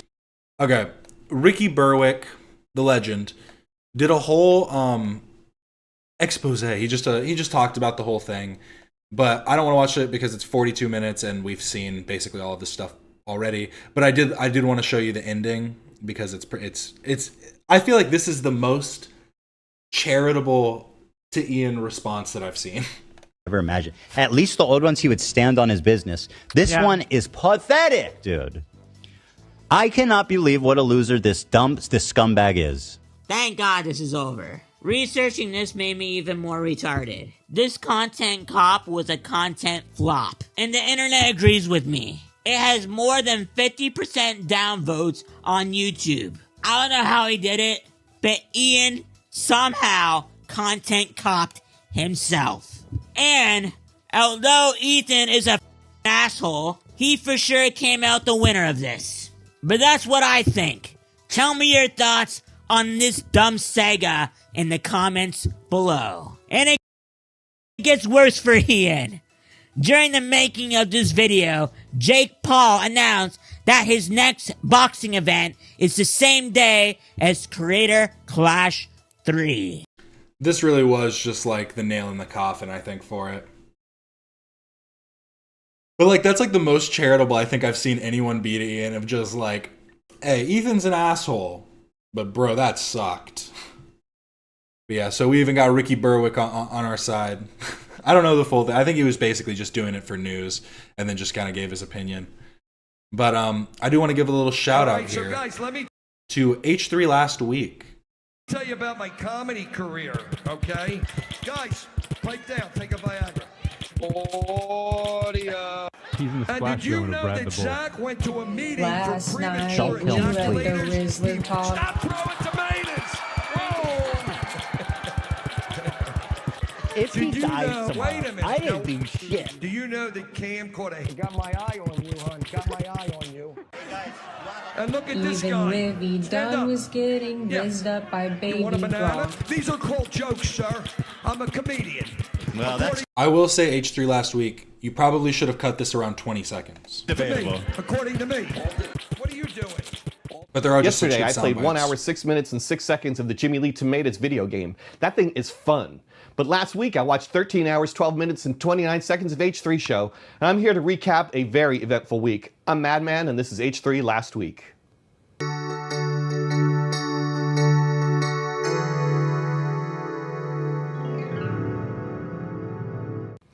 This week, welcome the return of a dear old friend.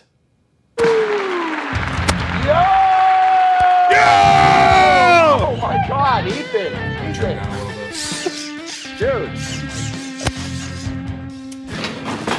No, Ethan. I'm back, baby.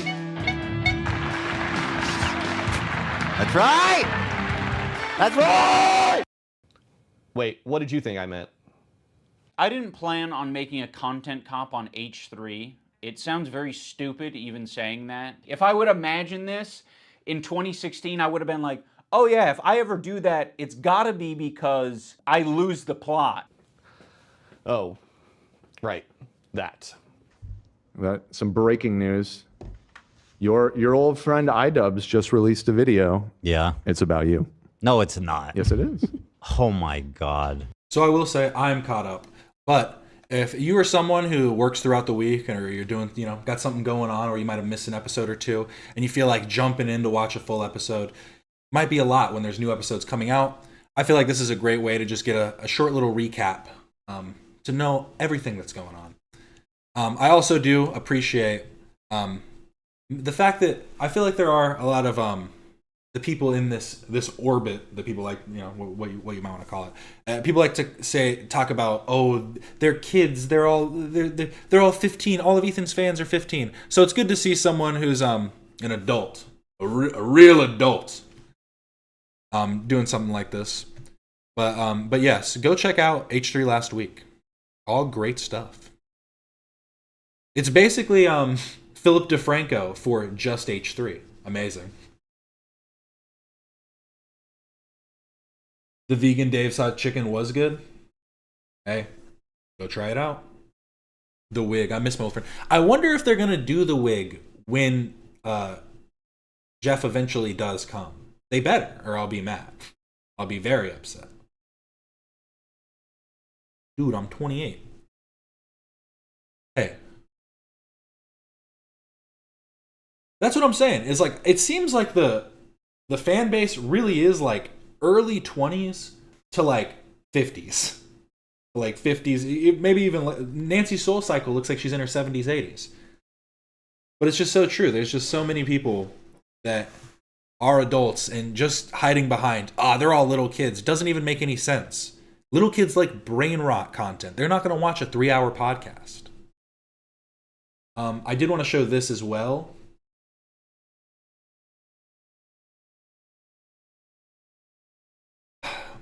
Do I think Jeff is actually going to come in? I don't know. It's like it's the new PewDiePie is coming. PewDiePie is coming next week. I'm 24, so I'm turning 24 next month. I just think about it like that. What's age anyways? Who cares? Age is just a number unless you're a creep. Then don't say that. But 50 Cent posted this 18 hours ago. 50 Cent sues filmmaker Ryan Kavanaugh to block Skill House horror flick from theaters. I didn't get paid. I'm afraid I'm going to need that by Monday. You already know the vibes. And then he added this 50 Cent Action, I guess is his free live TV channel created in partnership with Lionsgate. I did find the Diorio video. I'm going to play that in just a second. But I did want to look at this real quick because I do just find this so funny. Just going to skim this TMZ article because 50 Cent sues Ryan Kavanaugh over Skill House film. False advertising. I never signed off on this. A horror film starring 50 Cent set to release in July oh my god. A horror film starring 50 Cent set for release in July to launch on the new Gen TV platform may not make it to any screens because the megastar rapper says he never inked a final deal with producers and he's now suing over its release. TMZ Hip Hop obtained legal docs filed by 50 on Thursday, making good on the social media warnings he's been sending to Gen TV's owner Ryan Kavanaugh about taking legal action to try and block the rollout. So we're never going to get to see this movie.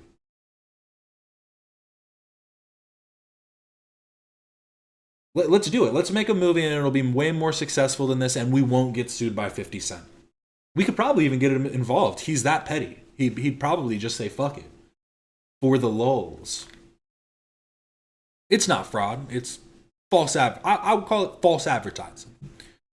According to the documents, 50 says he looked past Ryan Kavanaugh's controversial past and provided his acting talents for the movie after they sketched out a basic terms of a deal, with the expectation they would reach a final agreement and sign a contract. He says his trust regarding that last part needing his John Hancock would happen was misplaced. So he misplaced his trust. That was worded really. 50 says, even though they never inked a deal, Kavanaugh still went ahead and plastered the rapper's name, image, voice, and likeness all over Skill House promotional materials, billing him as a star and producer. That's kind of crazy. 50 insists he would never have agreed to be associated with the project unless he could include his creative input on it to ensure it met his standards. And to make matters worse, he says he hasn't been paid a dime for the use of his services and image rights in connection with the film. 50 is demanding Skillhouse be blocked from release, and he wants no less than $5 million in damages, plus punitives. Seems like this one title we won't be seeing on 50's Fast channel. Amazing stuff. I don't think we're ever going to get to see this movie. Oh, the thumbnail's up? Let me see. Ooh. So we have the Fellowship of the Ring review. On the H3 show, The Lord of the Rings, The Fellowship of the Ring. Very wholesome. One ring to rule them all. One ring to rule them all. But here, let me pull up the Nicholas Diorio video. It's kind of long. I'm definitely not going to get through it all. Unless they're going to be extra late today. So I'm wondering if I should save it for Monday. It makes managing business. We had my guy. Here, let's watch the intro real quick and then I'll decide. Because maybe I'll start it and we can finish it on Monday. Because that wouldn't be too bad. One feels loud.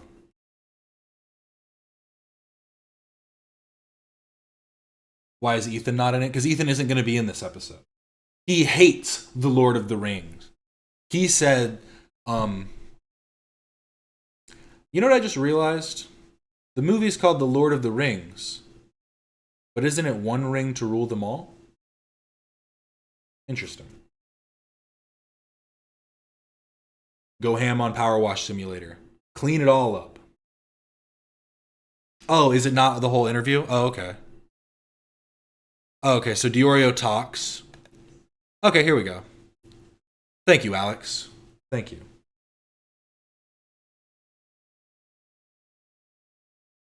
I will, Alex, I will. I'm sorry, please. In a rock and a hard place. So if there's any questions you don't want me to ask you, just abstain. Hey, buddy, how you doing? Hello? How you doing? What's up?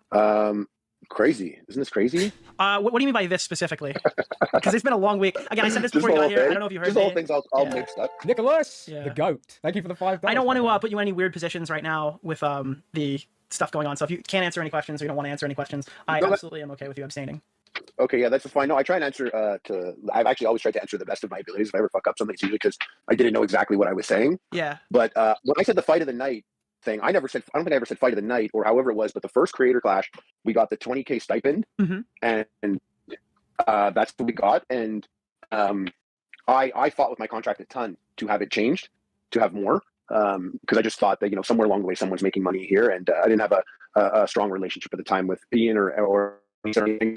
I default to it's YouTubers, I can't trust them, So I was like, someone's going to get paid.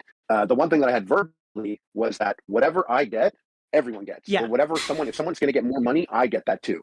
And that's what I. You DM'd 50 Cent to sue Ryan? Hey, he heard your call. He said, free money? Sure. Settled on and it ended up being 20K. It's something the night of Creator Clash, or very soon after the first one, we found out, and I looked it up. We got 20. I haven't watched The Lord of the Rings in so long. I started it again last night, and I will say it's going to be interesting to see what they talk about because it's their commentary will outweigh it. I will say that. But hearing that they only got a little bit of money, I know we knew this, but I don't know. I just feel like altogether, Ian is really trying to build something off of the backs of the people that are are supposed to be like the stars. And that's kind of what I find so stupid is the fact that he's expecting all these people to pay for their own this, pay for their own that, under the guise that they're going to get money eventually. When, yeah, Harley's right. Someone's making money. There's someone making money somewhere. And if you're not negotiating well, maybe you shouldn't be the one making the negotiations. That's the whole argument. 7,000 27,000, just to be clear, because you broke up a little bit. Like, oh, 1 second, Harley, you're breaking up a little bit. So everyone got the am I breaking up here? Yeah. But just to be clear, so you got the 20K down initially, and then there was a $27,000 bonus on the night of the fight, but not a bonus for the fight of the night. Yeah, exactly. When I don't know, we didn't know that was coming. That came out of nowhere. And it was neat. It was a cool thing. Like, okay, because when Creator Clash 2 happened, now people were like, what about the bonus thing? Because there was a bonus that, like, what's going to happen with that? What's the logic of that? How's that going to play out? Wait, so was this after they found out or before they found out? No, the bonus at the end, I don't like that, because that literally does just sound like they gave them an amount of money. Then at the end, they went, oh, we actually have some extra money. Let's pay these people out. It should all be contractually, like, you should have it, like, you should have, like, accountants kind of, like, figuring out the logistics of the whole like a live event of this scale. I feel like it shouldn't just be on, like, I know it's not like accountants, but I'm just saying, like, there should be people that figure out the logistics of this, because just throwing people 27,000 is such a random number that just feels like a percentage of whatever was left. That no money was going to charity. Oh, no. Once everyone found out no money was going to charity, not a single person was like, where's my money? Okay, got it. I think everyone, but there was a couple people, like, for example, the guy that I boxed, John, was kind of counting on that. Another buddy of mine was like, oh, I really needed that. Oh, shit. And it ended up being zero when people were kind of doing, like, the mental gymnastics of, like, oh, wow, that amount, that could be, if this sells like Creator Clash 1, that could be $50,000 or something like that, whatnot, which is why, and listen, I genuinely was not dependent on that money, and I do love bringing it up, even though people don't believe me. I turned down 150K from Keemstar to box, so the money's not important. But when the fight was done the next day, so now the fight is over. It's always about the principle. That's the thing. It's like, oh, you got paid, you're getting money. The whole thing is about communication, the principle of, if you're telling somebody they're going to get something, or if you haven't necessarily, it throws off the person's, like, ability to, like, rationalize their next step if it's just all coming at them, like, randomly. Oh, here's some extra money, not for fight of the night, it's just the night of the fight, you're getting a bunch of money. Well, how am I supposed to know going forward? Oh, we're gonna do another fight, oh, I'll probably get some more money, I don't know. Oh no, that was just a random bonus you got. Over, and we all slept in the hotel, us and everyone on Twitch that got brought down. I heard he's sleeping in an RV currently. All slept there, and the next day or something, this party.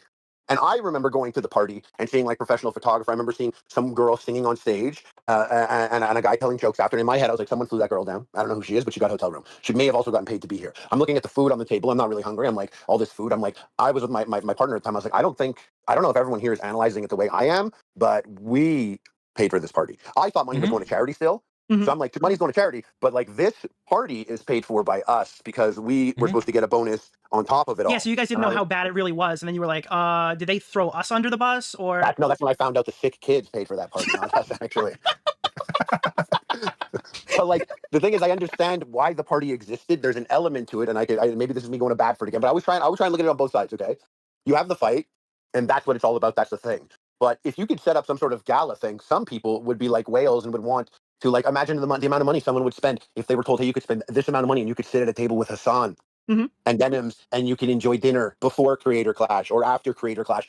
And that's a big fundraiser concept. And instead, it was just kind of like a YouTube hangout, right? Well, that's because in execution, it didn't end up ever becoming something like that. And even for this Creator Clash, for example, like, I heard that, like, oh yeah, these YouTubers here, part of a big YouTube company that has tons of money that I don't want to say, they're like, they want 16 passes to Creator Clash. And I'm like, okay, cool, yeah, it's great if they come.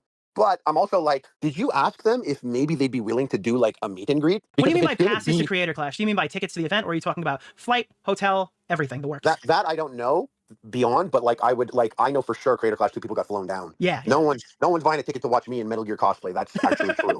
And, like, so I know people got put down, and they got put up, like, for 3 nights in a hotel.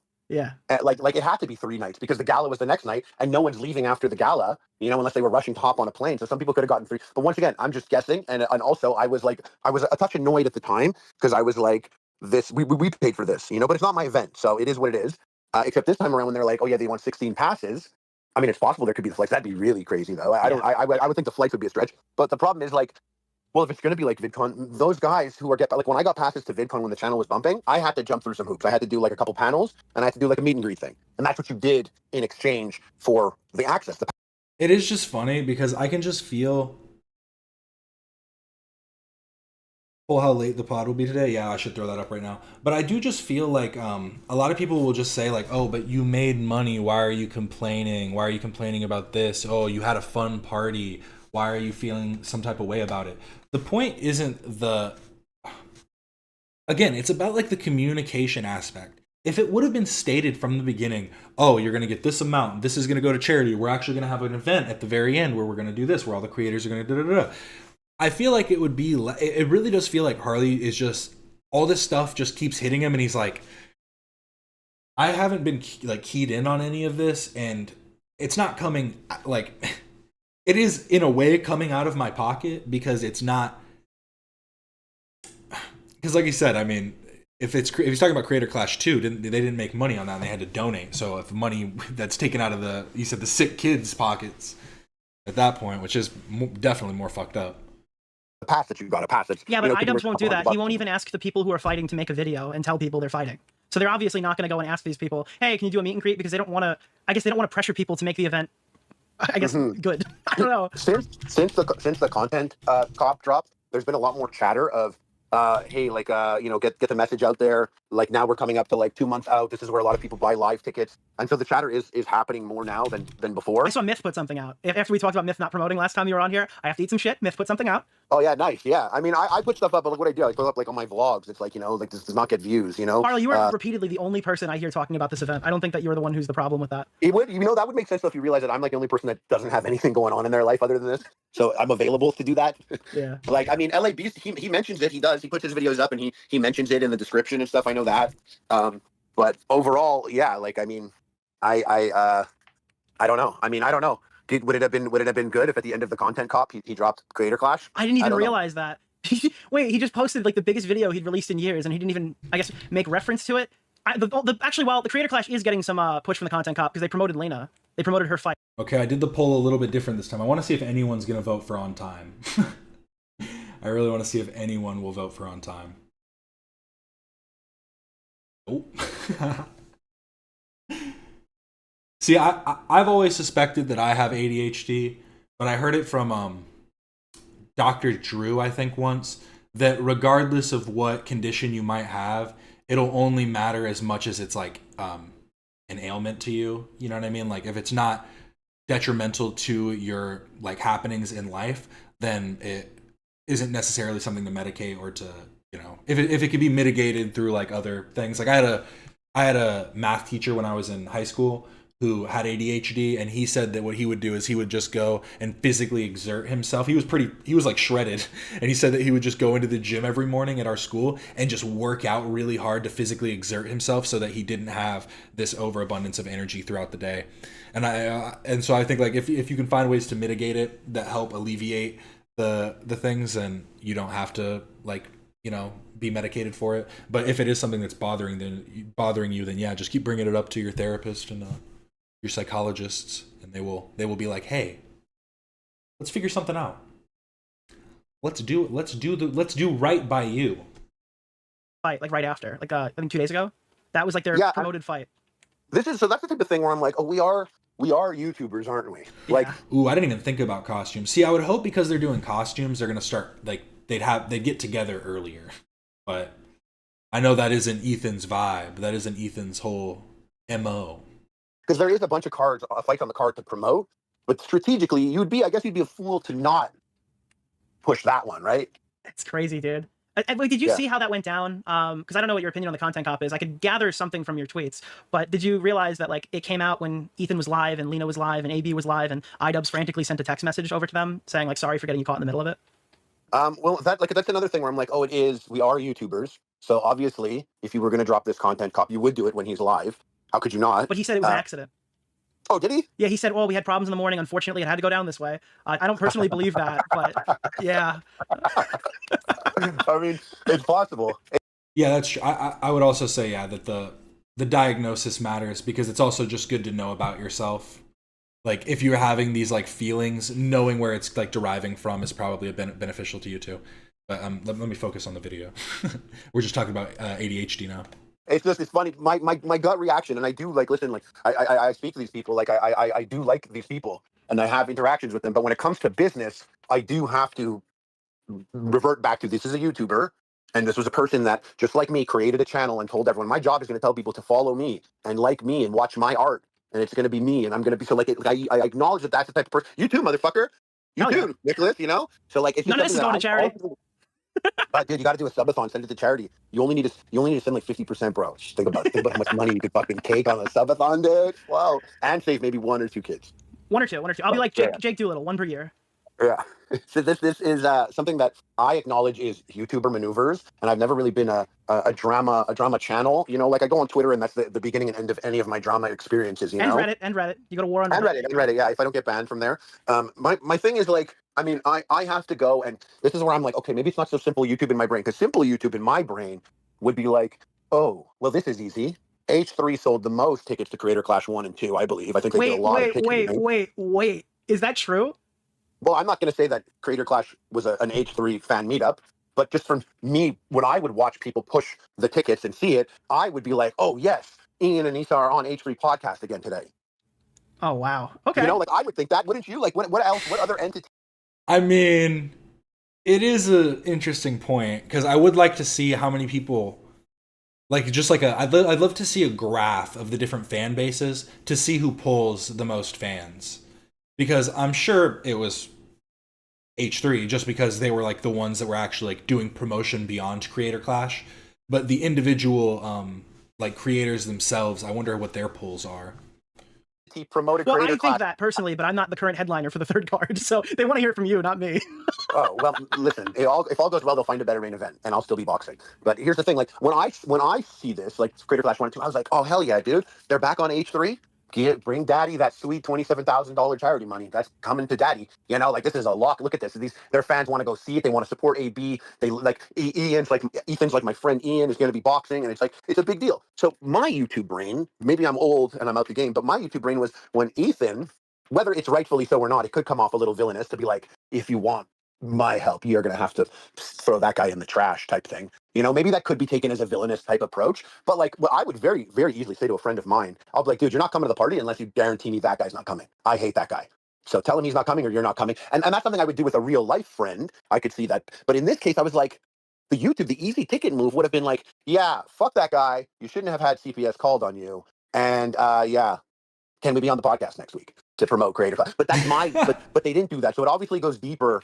Yeah, there's definitely stuff here that we don't know. There's definitely stuff on the back end. That's so here. true. I found it notable that like Ian in his video says they were like light friends. That's so true. Is like Harley just spelled it out so perfectly. Interpersonally, there's different like, oh, how do you like? But yeah, from a YouTube like perspective, you're trying to promote something right now. You're trying to do like this isn't something they were calling CPS on his house. Just fucking be like, yeah, that was shitty. That's all you had to say. That was like such a clean way to cut that down. Amazing. Or like acquaintances almost, but does say definitively that like Denims is his friend in the same video. So that's our power scaling that we can go with there. Ian, 10-year friendship, quote unquote. Those were light friends. Denims is apparently a friend. Yeah, that kind of blew my mind. No, that's crazy. I got to put myself above Denims. There's no way she slept in their home. I slept in their home. So well, I don't know. Being in the home doesn't really seem like a definitive factor in friendship over there. I don't know about that one. You might have to. I don't know. I didn't even think about pirated streams of Creator Clash. If UFC doesn't get all of their pirated streams down, there's definitely going to be pirated streams of Creator Clash. But I would never promote those. I'm just going to say they definitely will exist. They're going to be there. If you can find them for the UFC, one of the biggest organizations in sports, just saying. Oh, check and see where you stand, because some people didn't know. I slept with their dog, maybe. What? yeah, no, the dog joined me in bed. Oh, okay. I was about to say, might want to clarify there, Harley. What? I don't know, check and see where you stand, because some people didn't know. I slept with their dog, maybe. What?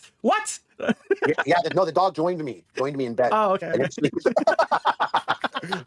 I went there. I've hung out with Ian. I've hung out with Anissa, and I guess I was like, when the content cop was dropping, I was like, this is I once again, you don't know people online like you think you do, and I don't have the greatest relationship with Ethan, and I know Ian. We have a very friendly relationship. I would consider him a friend. We talk a whole bunch, but I just assumed that he and Ethan had a better friendship. I think a lot of us did, yeah.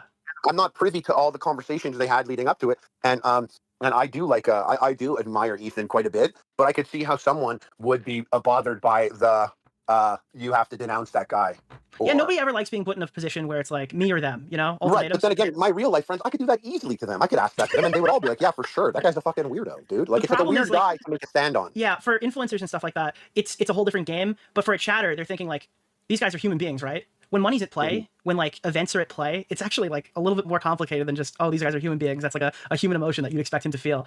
There are a lot of fucking snakes on this platform. What I feel is like what I thought was for me personally, which was like a lesson, was that like when Froggy made the joke about Anissa, I have always been in the belief of like, oh, he insulted her, so Ian removed him from the event. Yeah. I understand how that happens. A lot of people will say, well, he kind of walked it back. I'm pretty sure he said it was more because of the Sam Hyde connection. Yeah, it was just my sentiment when I jumped into it, and I remember that's how I felt about it. That's what I thought, and I know a lot of people are like, it's not even a bad joke. And I was like, yeah, maybe it's not a bad joke, but at the time I thought to him it was a bad joke, and he felt that way, but whatever, that's just, and I jumped in, and the messaging got jumbled and all that. But then when this happened and this Froggy called Gila a cunt, my logic was, well, hey, that's super easy. You're closer to Gila than I was to Anissa, and I jumped in for less than you guys are willing to jump in for, and that's your friend. I even went on Twitter and I was like, this guy's a fucking weirdo. And he has kind of weird vibes. That's a really good point. I didn't even think of it like that. Yeah. Well, I mean, that's me personally. I was like, oh, it made me look back and go, oh, I shouldn't have said anything ever at all. And then when they were talking about how they felt about harassment, they made valid points, you know, but it's like only when you remove the friend aspect, it's like this person is a friend of yours. But then again, they have private conversations. We don't know these people. We have to remember, we don't know these people. We really do. I know them maybe better than anyone else here, and I really don't know these people. Well, are you a bit afraid of your position right now? Because the way I see it, you had the Sam Hyde connection, okay? You don't have it anymore as far as I'm aware. I know, I'm starting to get locked in on the Fortnite too. I'm like, is he really making the best choices right now? You definitely had the Sam Hyde connection. And now, I've seen on your social media, you can talk about this as much or as little as you want. It seems like you've been pretty critical of Idubbbz recently with a few of your recent tweets. And you're the headliner. 2 months from now, you'll be fighting for them. I definitely did, and I messaged him about this. I did point out that he used Ichigo's Bankai for his form there. The sword does have a swastika on it. I've watched that show, and I remember when Ichigo first turned Bankai, I was with my friends, and a couple of us were Jewish. We were very happy to see him turn Bankai. We were like, oh, what? This is... And then when the sword revealed, the room did get kind of quiet. And this is like 20 years ago, you know? We're like 23, and I'm looking at, and I remember me and my friends, we were younger, we instantly were like, that's a swastika, or kind of, depends on which way you look at it. And we always watch the show, we'd be like, oh, they don't want him to go Nazi on them, they don't want him to go racist for him. And that was because we acknowledged immediately when you look at the sword, you're like, that's a swastika on the sword. So if I were to be, you know, hanging out with the Twitch All-Stars and the whole Sabra thing and all that, I definitely would have, like, once again, I have to be like, we're on YouTube. I'm going to assume that's a conversation starter. That's going to get comments. That's going to get engagement. You grab the Nazi sword. So I think it's fair that I point out that he was holding the swastika. And yes, we know it's not a swastika. We know what it is. It's a manji or something, a minge. I don't know what it is. Yeah. Yeah, it's a manji. Wear it on your shirt, bro. Go outside, wear it on your shirt. You tell the first person that has a problem with it that it's a manji. Praise be unto the Buddha. Yes, I agree. But I did point it out, and I did have a little bit of fun, I guess, pointing out some things. But I do get people messaging me that are like, you got to drop up, bro. You're gonna fucking dance monkey for people that hate you, dude. They don't even like, you know. And it ends up getting into this place. And for me, and I don't know about the other fighters, but just for me, like, I'm just kind of like, oh, cool. The fun little charity fundraiser has now been attached to a decades-long bloody holy war in the Middle East. It's whatever. Cool. You know, it's not really like this fun sentiment I had. So now, like, I wake up in the morning, I'm gonna go to boxing. Like, I got to think about Israel and Palestine. Like, what's going on? Dude, you gotta fight. You gotta fight the good fight. All right. Do you think when they fly in Bad Empanada to be on the red carpet, are you gonna feel safe? Harley Morenstein, are you gonna feel safe when Bad Empanada flies down, dude? The one thing that I would say, I've heard people talk about rating on YouTube. I actually don't know how that works. Is like genuinely in person, especially like some of the people that I'm gonna be with. Like, I hope no one says anything stupid or is dumb about it or anything like that, because like it's an uncomfortable topic. I just think there's no argument. They knew that they were using the swastika sword. Hassan brought up that it looked like a swastika so many times. I just feel like it's redundant to even talk about this point anymore. Just because you guys are just gonna lie and be like, it's not a swastika. It's just be like, oh, like the only way that they could have gotten away with that is just by going, oh, I didn't notice. My bad. I didn't mean it like that. Then it would have just ended it right there. But no, they had to go, actually, this is from Bleach. Oh, really? I thought it was Hitler's actual sword. I thought that was Hitler's katana. What?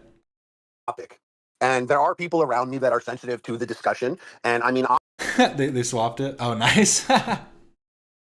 It's because she got the ears on now. They had something to use. That's funny. She doesn't know. She's never seen it. She's confused.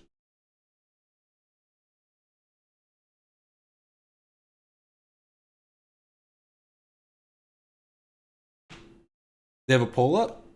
What's their poll say? I don't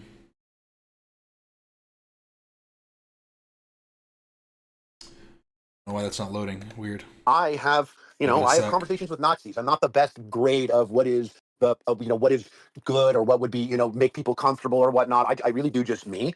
So I think like, Am I the Nazi? Just to be clear, is that me? No, you're not a Nazi. Oh, because Hassan calls me one, and he has a swastika sword, so I don't know. Oh yeah, I don't know. You're a red-pilled manosphere woman hater. There we go. All right. That's the only way we cannot like Anissa Joma. It's got to be incel, manosphere, woman hater. No other reasons possible. No, but I. There's a poll. What character is Ethan going to be? He's going to be Gollum. Gollum for sure. Tom Bombadil. I said some good words about you. I've expressed that before because I had gone on your podcast before and I mentioned them. I was like, oh yeah, I went on the podcast. I feel like now I Check this out. I'm going to show you how I afforded this car. Okay, you ready? All right. have to less clear things. Like I feel I'm in a place where I have to clear things less. When I you gotta clear them down. You've been clearing a lot of stuff up for a while, but now you gotta clear them down a little bit. Yeah. Well, when I got to Creator Clash 3 and it came up like my team talking to them, one of the things we said was we don't want this to end up about the Middle East. That was our one thing, and we could not make it happen. Yeah. That was the foresight we had. We did say we didn't want it to be about the Middle East. Fuck, I hate when that happens, dude. Yeah. But Harley, you're Jewish. But so through a crazy turn of events, it ended up happening.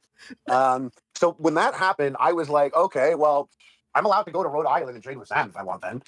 If I want. Yeah. I mean, I got something set up here. I'm good. But you could now. They can't afford to lose you. You could go train with Adolf Hitler himself. I don't think they can say anything about it. Well, listen, at the same time, you can turn around and be like, listen, dude, my charity money is not going to kids with cancer. It's going to the Daily Stormer. And I will. Yeah, and what about that? That part doesn't make any sense either. Because Harley did go and train with Sam Hyde, but Ian is still cool with him. Why did he cut off Airsoft Fatty for being on Fish Tank? That part is even more confusing. We'll be headlining this event. They can't afford to drop you. It's not going to the Daily Stormer. No, I found much better websites than that one. Actually, I'll show them to you later. So I know how you love that shit. I am the crypto fascist. That is the term that I've gotten. I guess that wasn't very crypto. But that's Bitcoin. That's like a cyberpunk subclass. Yeah. The crypto fascist. That's cool. That makes you sound pretty cool, actually. So one more question: are you a bit worried? There's been a lot of talks about ticket sales, and I know we've had one back and forth interaction with Creator Clash 2, when you were saying this event has sold more than the first one. You're blowing some smoke up our ass the first time, but now no, did I ever clear what I meant? You did clear that up. Yes, you did clear. Okay, so I went back and I looked at what I said. It was at the time it was outselling on pace, but they ended up selling ticket wise fairly close. But Amalie Arena is so much bigger and more expensive. More expensive, right? Exactly. Now, like I was talking to Dad actually. I was like, "What's the situation with the tickets?" And he pulled up a thing and he did all the counting on it. And he was like, "Wow, this looks like there's only this many tickets left." And I was like, "That doesn't seem right because that sounds like it sold better than Creator Clash 2 already." They must do something where they block off areas. They blocked off the upper bowl 2 days ago. Yeah, they did. Right. So I think something like that happens. But I mean, a lot of it's tricky. A lot of ticket sales happen within a month. Like we're getting in the place of when ticket sales happen. But the problem is like when you if Ian blocked him after the streaming thing and not because of the fish tank thing, then that's even more crazy. Because I was just assuming it was because he was like associating with Sam Hyde. But now this whole revelation is even more like I'm just confused now. Harley had a TV show none of these clout chasers would have burned. Yeah, you're right. Yeah, because he had a TV show, no one wants to burn the bridge with him. That makes sense. I mean, he is relatively especially like in the YouTube landscape, everybody knows Epic Mealtime. He had snacks, super snack time or whatever in Walmart. You compare it to like a VidCon type thing. Well, people book VidCon out like months in advance. They get the hotel in advance. Mm-hmm. Like it's not that easy to guarantee you're going to have a hotel in Tampa in 2 weeks from now on a Saturday night, especially if, you want, 15,000 people to come to your event. Yeah, the expectation is the stuff will be, it has to be locals, yeah. Or, I don't know, maybe Anissa and Ian will just give you a room, who knows? They were a little touchy with rooms. Good. like spacing wise, yeah, spacing wise, they were a little touchy with rooms, and I think that's because they foresaw having a lot of guests coming, you know. Mhm. And then I had heard that the guy that I was boxing, God bless him, LA Beast. I heard that he got more money. What? I thought that was the one Ooh. thing that you didn't want to happen. So they paid him out more than the rest of the fighters. They paid him out more money than I was getting. Well, that would then And be the rest, yeah. I found that out from him. Oh wait, so they told you it was going to be one way, and then he let you. And that's even more like conniving, being like you have to find it out from the guy who's just like, oh, bro, I'm getting paid this much. LA Beast is like, bro, he's eating like a fucking. He's eating a meat mountain. He's like, yeah, man, I got paid this much. What do you mean? And Harley's like, no way. I just made you that meat mountain. This isn't fair. You know, no, they actually compensated me higher. Yeah, he had another conversation, and so we had my guy hit them up and be like, "What's the deal?" He got more money. What's up? And they were like, "Oh yeah, now the budget is tied up. Wow. It's tough to And that's when my guy was like, and listen, it's not me, it's my guy. He was like, "Well, then cancel the gala. We don't care if the terrorist Twitch All Stars get flown in or not. Cancel it." And that's he said that, not me. And so they said that they would. I haven't even spoke to them. This is all developing recently. But I was a little bit like, oh, okay, well, I thought I would have been notified if there was a difference in that. And then I messaged another friend of mine who's on the card because I got to be straight up about it. I was like, hey, it looks like I'm going to ask for this much more money because this guy got it, and so I want you to know that. So he called as well, and they were like, the budget is tied up. But like for me, when I like in Creator Clash 2. I really was doing it for charity, and it was an important charity to me. Thank you for donating, by the way, Nicholas. You're going to heaven for sure. I was like, that was an important charity to me. That is true. They are very trailer park chic. I wouldn't say calling Ian and Anissa white trash it's not very accurate. I wouldn't say it's necessarily like a super offensive thing to say, but people will act like you're being racist if they don't like it. So. And I wouldn't have said. But like if someone said I was white trash, I wouldn't take it as racist or anything. I'd just be like, oh. But yeah, he definitely dresses trailer park chic with all the wife beaters, all the white tank tops. I had my feelings that maybe Alex Wasabi got paid more money than all of us, but I was just like, whatever, it's a charity thing. I'm not, and I had a good time the first one, whatever. Oh, but this time, did I completely miss? He called them terrorists. Not me.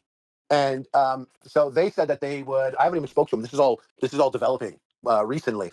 But I was a little bit like, oh, okay, well, I thought I would have been notified if there was a difference in that. And then I messaged another friend of mine who's on the card because I got to be straight up about it. I was like, hey, it looks like I'm going to ask for this much more money because this guy got it, and so I want you to know that. So he called as well, and they were like, the budget is tied up. But like for me, when I like in Creator Clash 2. I really was doing it for charity, and it was an important charity to me. Thank you for donating, by the way, Nicholas. You're going to heaven for sure. I was like, that was an important charity to me, and I wouldn't have I had my feelings that maybe Alex Wasabi got paid more money than all of us. Oh, Twitch Terrorist All Stars, true. I guess I just didn't catch it because it was kind of in passing. True. Oh no, I don't want to jump back too far. Oh no.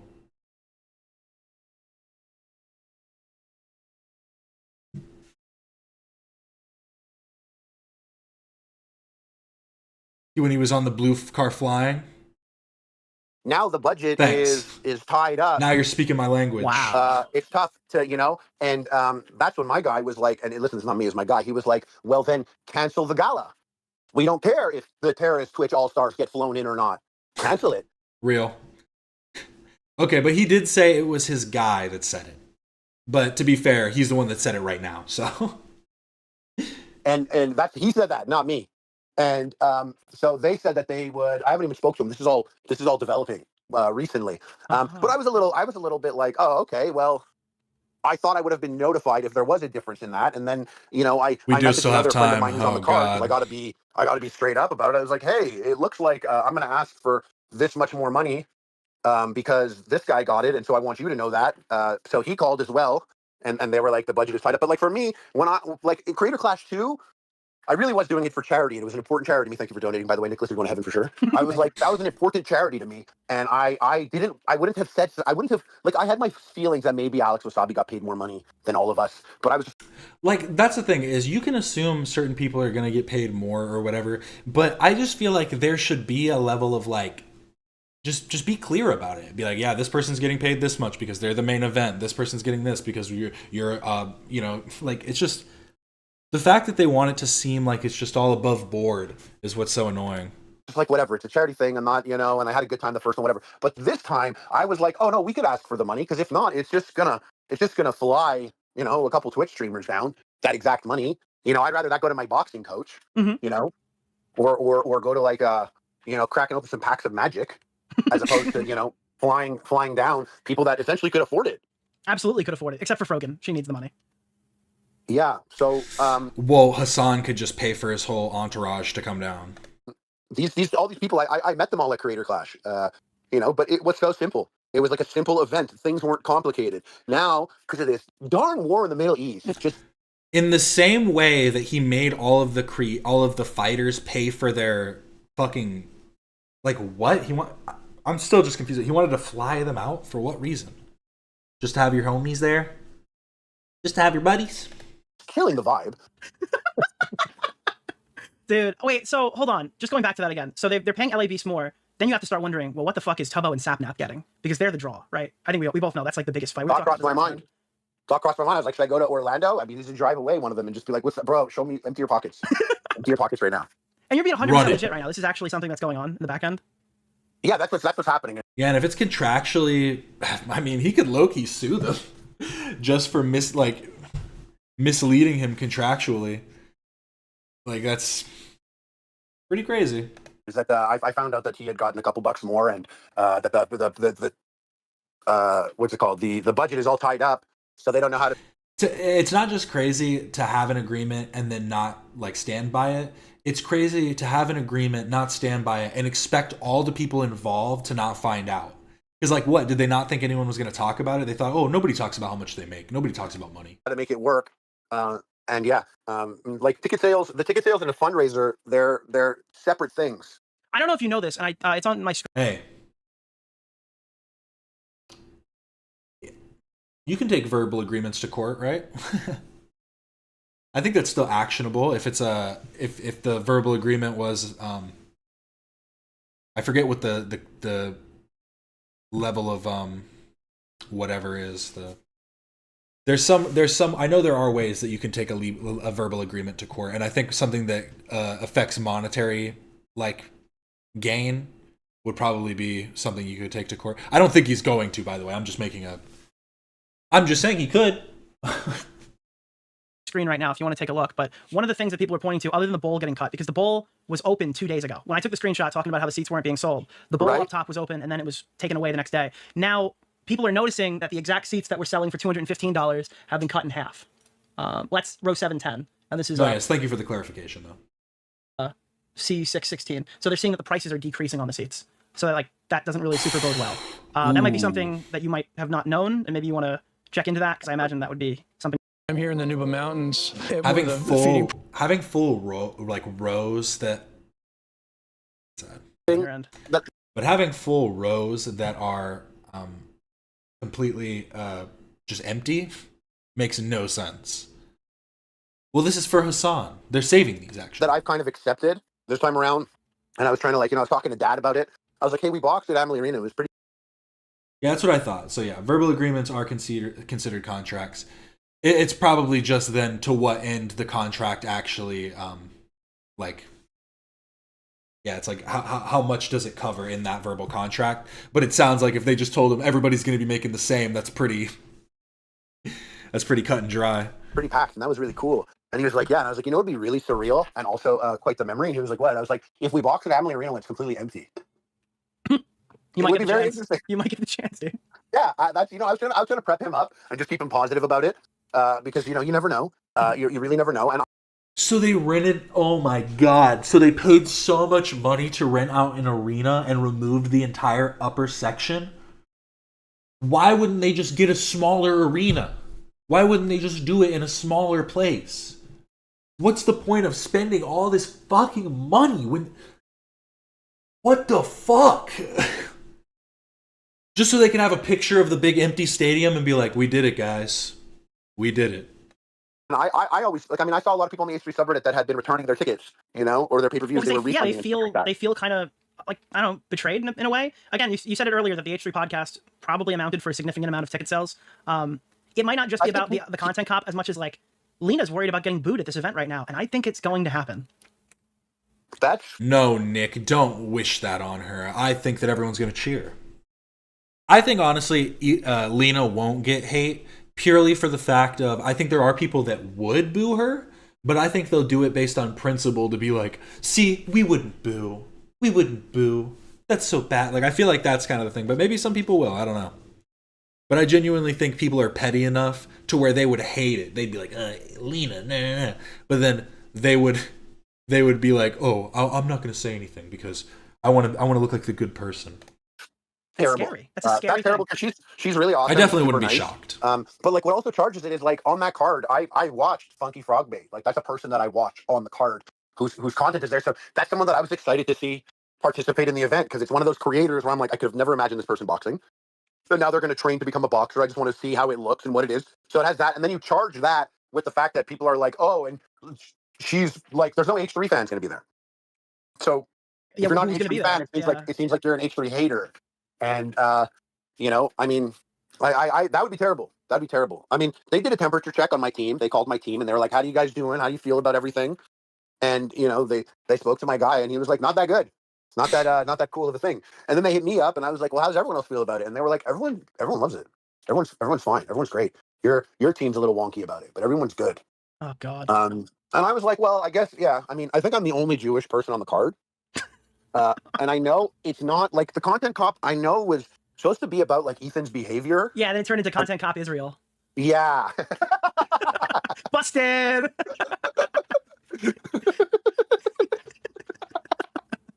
Dude, they made content cop Jewish Jake Paul. That was what. Yeah, that was the.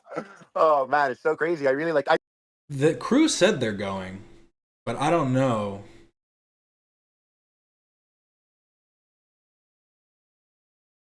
Like the thing is, I'm expecting more of a complete silence over a boo. But yeah, I don't know if anyone's going now because they all said they were going to go because it's during the summer. But with the whole situation now, I feel like they might not feel safe, especially with what Love said the other day about, I don't know how many people heard that when Love was talking about someone threatened to fucking stab him over, like, texted, like, sent him a message on Instagram or whatever being like, I saw you, you were wearing this. It would be so sad if someone stabbed you. Like, people are fucking insane. And also, people are insane and cowards as well. Because sending messages like that, it's like,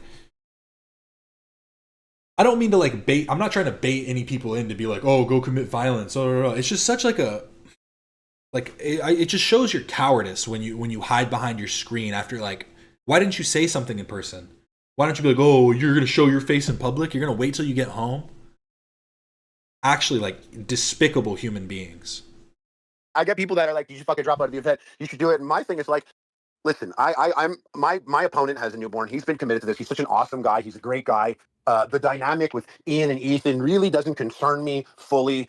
I'm sure there's a million things that all these YouTubers on the card have done or haven't done. And if I ever did any boxing, if I ever worked with YouTubers, it's probably a long list of things that are bad or whatnot. But when I make it, and yeah, that's the thing that's so stupid is Love has literally said nothing about like the conflict in the Middle East, nothing like that. And everybody that talks about we want goofs and gaffes, we want to bring back the funny Ethan. Love is like the you know what I mean? He brings like the levity a lot of the time. He brings like the little jokes, the little like tries to like lighten up the serious topics. And to like, yeah, it's just they don't care about the crew at all. What they care about is seeming right and being fucking super aggressive with it. it's simple. The LA Beast is committed to it, so I'm committed to it. If Lena's doing it, what excuse do I have? You know, I definitely feel for her. That's probably such a bizarre situation to be in. I think about that with AB all the time. I message him a whole bunch all the time, just being like, "Whoa, it's so crazy. It must be so crazy for you." So I could just, you know, it's specifically been bad for him because like these streamers who are noticeably not in the content cop, the Mike from PA guy was basically. I feel bad for any of you that have received death threats. See, I'm lucky enough that I haven't received any death threats yet, any like super serious messages. Obviously, I'm getting some hate comments, whatever. But nobody's come to me directly trying to send hate. And if they do, I feel like I'm going to end up being I'm going to start threatening them back probably, just because I'm kind of I get too hot-headed. And I mean, if they want to come find me and kill me, I'll die when I die. That's life, you know? It's sad to say, but if someone really cares that much about it, hey, you're fighting for your cause, right? It's insane. Insane, people. Calling him a house slave, house Arab, or whatever, because he's the token on the podcast. So I guess that makes sense. I'm not really on Twitter like that. I look around on Twitter, but I don't post or comment. So it makes sense you're getting death threats on there. I got to be honest. Directly prior to this, I noticed that he wasn't dancing in the intro to that video. The problem with that guy, other than how he is as a person, is like this guy has never been a person before and is now making more money than he's ever made in his entire life because this war is happening. So some of these people genuinely need this war to exist. Their content has never been popping as much as it has been until this situation. So even when things are like, not to get too crazy, even when Reddit and Twitter do sound like the places where you're going to get them the most. I just don't understand how there isn't like a better way to moderate that, like through messaging. Shouldn't they be able to get like their accounts taken down for sending messages like that? Like Palestinians are protesting Hamas and they're like, fuck Hamas. That guy's never going to share that because that's bad for his bank account. Now, all we need to do to help those starving children is watch one more bad empanada video on stream. They'll get a place to sleep with his beautiful, beautiful words. You know, if this war didn't happen, think about how powerful Asmongold would be right now on Twitch. He was gaining so much power so quickly. He was the guy. Yeah. But because this war happens, like Hassan, actually his viewership gets bumped back up, and all of his people, all of his waiting rooms, they get bumped back up. Like these people, they really do make a ton of money off of this. Yeah, I'm tired of listening to the drama shit. Like, oh, drama YouTubers are so bad; they're making money at the expense of other people. It's like you're a genocidal profiteer. Why the fuck are you talking to me? Absolutely. So you'll never be able to convince these people to like ever cover it in a particular way or really fully be honest when that's how they make their money. That's their job. It's their job. So Mike from PA, very much like this war is the best thing that's ever happened to him, and he needs it. He needs it to continue. He needs it to exist. All these people. That is the thing that I think that a lot of people are missing, because like if someone comes to me, right, and says, oh, I'm spreading Zionist propaganda, oh, I'm doing this and that, I'm defending a creator that I appreciate. The people are coming for him about his ideology and misrepresenting like perspectives and stuff. I make the content based on what's going on in the H3 universe, whether there's drama with other creators, whether there's like, and obviously I make other content too, but it's not wholly dependent on things going bad. But a lot of these other, like, especially political streamers, they need things to be going bad so that they can like hyperbolize and make things so grandiose and huge. And that's like, it's sad. It's sad, and it's what perpetuates like this new, like never-ending news cycle of terrible shit happening. They said it themselves. They said also with the Ethan stuff that they've never made as much money as they have until like Ethan started talking about them. So they need all of this. Mm-hmm. It's weird that it's attached to the boxing match. That's what I'm going to say. So Ethan's basically funding Hamas. Is that what you're saying? I'm kidding. Yeah. It's a complete shit show. I'm sorry that you're kind of wrapped up in a Middle Eastern conflict that existed before you were born and will likely exist long after we're all dead. It's gotten into your fun charity boxing event that I know you're extremely passionate about. You're probably the only one who's passionate about the charity part of it. Yeah. Well, yeah. Anyways, that's about it.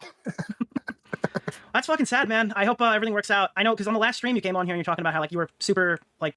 Wow, I think the poll failed today. We still haven't started. We have 1 minute. Come on, guys. Keen on like, hey, get those ears on and get Ethan in his fucking bald cap. Come on. I need to make sure every single person here is making the same amount. That was like a big thing for you. Now you're the headliner of the card and you're saying that they might have fucked you over. That's not a good way to treat somebody who's fought on every single one of their cards so far. Yeah, so that's it. I don't know. See, like now I'm just like, I don't know where it is, and I don't want to like accuse anyone or do it. Like I don't have enough information. It's just, the information didn't come to me from the event. It came. Here, I'm gonna ask you guys in the comment, because I agree with that it's insane that people spend their precious time to threaten people and just leave hate comments everywhere as if that's activism. How many of you actually click on a video that has a picture of Hassan or has like anything to do with Hassan? Because I literally do not. I do not click on them because I don't want to watch his content. I don't want to watch what he's talking about. And everything that I have seen from him, either I dislike or I stop liking very quickly because he just isn't funny and is just always pushing shit that I disagree with. But look, we can scroll through my page, and I don't get hardly any stuff about Hassan. Look at this. Look at this. Where's a Hassan video? Where's a video about Hassan? I get in a few videos about Ethan, getting some videos about Keemstar, getting some videos. But these people get videos about Ethan every day because they click there and they're clicking them. They're clicking them to comment. They're going and trying to, like, do they not realize that what they're doing is also like spreading it more? It's showing the algorithm that people want to watch it, and then it's going to push it to more people. It's just ridiculous. It's so weird. To me from the guy I'm boxing. So it was Best case just like a weird scenario, way to it go gets about it. settled before you guys even step in the ring. Worst case scenario, What, the I'll talk Middle to East? you. No. Well, I mean, that would be good too, but no, I meant like your situation with the money stuff on your end. Yeah. Well, if they wrap all that stuff up in the Middle East, though, that might greatly benefit the event. So that'd be cool. That'd be cool if you get walked to the ring like with IDF and Hamas. Yeah, I thought if you deploy Frogan in there, I think she'll be able to reach peace in the Middle East. You know, use those words. Yeah. Well, maybe she'll ring walk me. That'd be pretty sick, actually. Yeah. No, could you imagine your ring walk is just all of the fucking Twitch group or whatever from the video just comes out and chases you, like they chase you right into the ring. Not his walkout music is going to be the Houthi musical. I don't know. It'll be fun. It'll be definitely interesting for people to watch whatever happens. I also accepted that. I mean, I'm probably getting booed this time around. It's the first time that I would get booed. Last time I got some cheers, but I just don't foresee me getting cheered, especially because right off the bat, LA Beast is awesome. Yeah. I mean, like he's like automatic babyface because he's just such a sweetheart. It's just funny to think about all this happening, and he's like eating floating hot dogs or like expired for no reason, has no idea that any of this is happening, and I'm forced to be distracted by this. It is a little. There's only a few people I put on do not recommend because I'll get a Hassan video every once in a while if it's like something really important or like a really big topic, and I don't want to fully not get his channel. But I forget who it was. There were a few people that I put for do not recommend because I genuinely was just like this. I think it was Bad and Panada. I think Bad and Panada I put on do not recommend because his videos are just garbage, actual trash. Distracting. It's a little distracting for sure. All right, well, I wish you luck. I hope things kind of get fixed before they get worse. Right, and if they do get worse, feel free to hop back on. Definitely, for sure. All right, thanks, buddy. You have a great night. Take care. Holy shit, dude. Holy fuck. Wow. Okay. Harley, please wear a yarmulke when you walk into the ring. That might get a boo. What the fuck, dude? I might. That was crazy. Okay, so that was that. Very interesting stuff. It does just seem like, I feel like the biggest critique, bless you, I do think the biggest critique of like everything that Idubbbz does is just you do not communicate. You suck at communication. You never communicate about anything. And I just don't see how he's going to try and look past it all of it, all the time.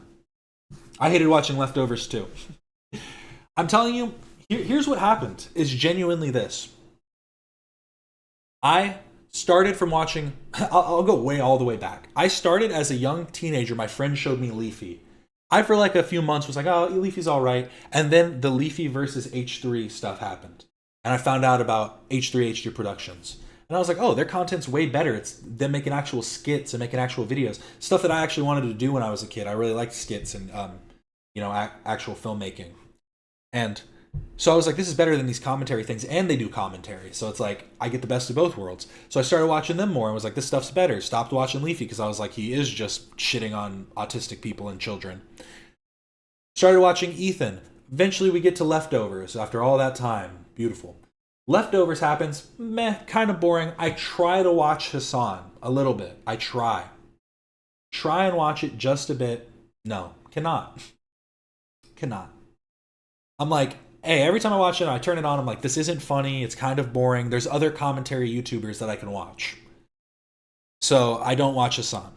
Leftovers ends. And honestly, through Hassan and being introduced to politics and his poor form of presenting politics is how I discovered Destiny. And I started watching Destiny for a bit, and then all this stuff came out about Destiny, and I as easily stopped watching him the same way that I stopped watching Leafy. I don't have a problem with dropping content creators when I'm shown the light and can see that things are broken and ill about their content or about their behavior as individuals. But when you just say, oh, this person's a Zionist, this person's evil, this person's that, it's just you aren't having like a coherent thought. You're literally just bullshitting. Just bullshit. But here, I do have a few other things. This was from the Reddit. Yay. The Nazi formerly known as Kanye West has been streaming on Twitch lately with one of his producers. In this clip, he talks about his swastika shirt and the Jews. I don't understand how this is happening. They get so much flack for all the, people saying that Twitch is anti-Semitic. And they're going to let on Ye and not monitor the things that he's saying? Ty called me. They said they was tripping about the swastika t-shirt. My greatest accomplishment to date. And he said, I got to say something. I say, tell them I'm not racist, but Ye is. You know what he told me? Okay. You know what happened? Not that. And therein lies the problem. So he did get banned after this? Yeah, I'd lost it. Okay, I just saw this post. That makes sense, though. I mean, we agreed upon something, and then he put what the Jews told him to do while I was not around over what we had agreed upon. So what if them niggas, the Jews, have said, yo, cut Ye's verse in half and put it out without knowing? We would do that too?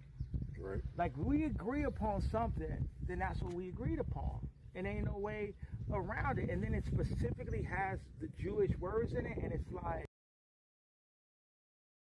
That's just a weird clip. I don't think I watched that all the way through. But if he got banned, let's see, can I look it up? Twitch, Ye. Ye live stream.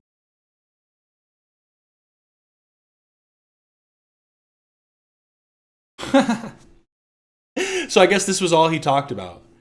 See, I don't know why this person framed it like this then. This person put it as has been streaming. But H3 Kanye West gets banned from Twitch 7 minutes into first stream. So he literally started talking about this shit and people went, ah. So that's good. At least they do have people moderating now.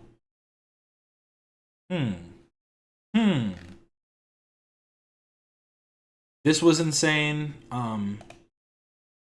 Here, I'll just look up the actual video and see if it's still up.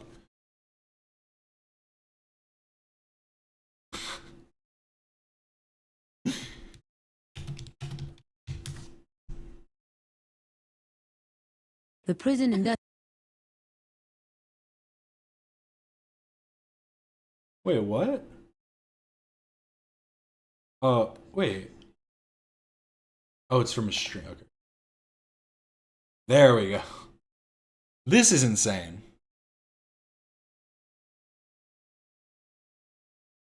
As Airsoft Fatty would say, the black guy dancing in the background, Sean the Black,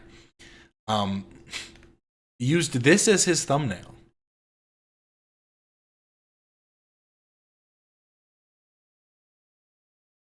It's just insane because it's like you pulled this knowing that he wasn't actually doing blackface. Like, that's the only way you can't, unless you just Googled Ethan Klein blackface and then saw the first image and went, oh, he did do blackface. This is fucking crazy. It's because he got the titanium grill. That's why Kanye sounds like that now. Like, look how fucking huge his jaw looks. Because he broke his jaw, had to get surgery on it. And then he put fucking titanium teeth in his mouth. So now his fucking mouth is too full. But this actually, I don't get it. I also want to say thank you everybody that's come in here, because we actually are starting to get as many views on our stream as Sean DeBlack is. We have 1,000. We have 1,000 on the last 2 streams. This one hasn't been. It'll get up there. Just wait and see.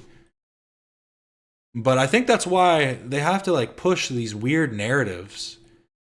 And like this too. This is literally Ian, the guy that you sided with. This is his phrase. He's the one that coined this. It's so insane. No, yeah, it is just bait to get talked about. Bro needs the clout. Is he smaller than Frogan? Frogan.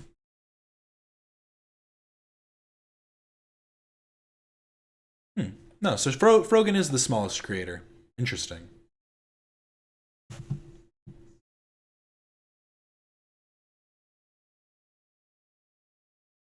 Sean DeBlack, sad attempt at revenue.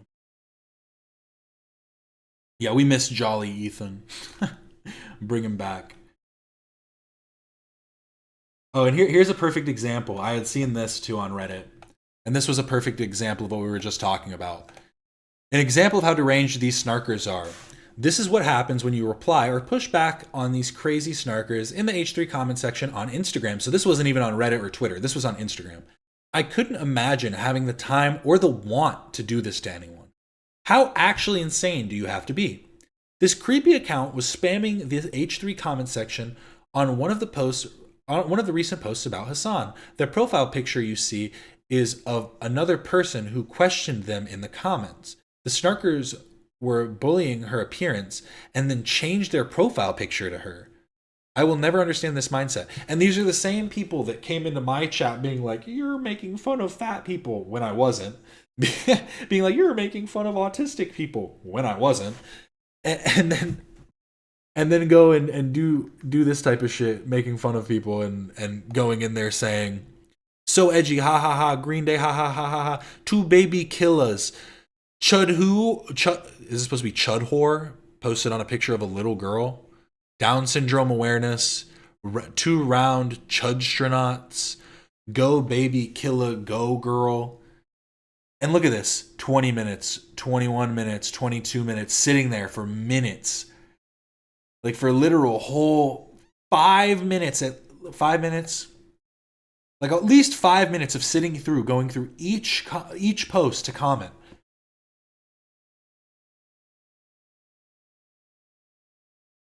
They dropped an IG post? Ooh, let me see.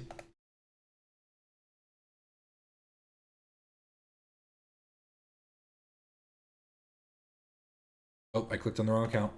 I clicked on H3 Productions. H3 Podcast. Is it the thing saying that they went live? The H3 show is now going live. Oh, he is Gandalf. Okay, I should have guessed AB was gonna be Gollum. I feel like he's talked about that before. That give it a like. Aww, I love this.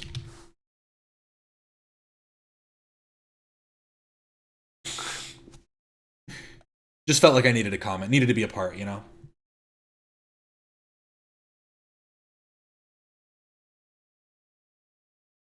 See, I leave myself open to the attacks. Bring it on. See what happens. Come and face me. Oh, and we started. We're live. Thank you all for watching. Remember to like and subscribe if you haven't already. I will be back on Monday for another H3 waiting room. And yes, it has been a lot of fun. Go check out the stream. Bye-bye, y'all.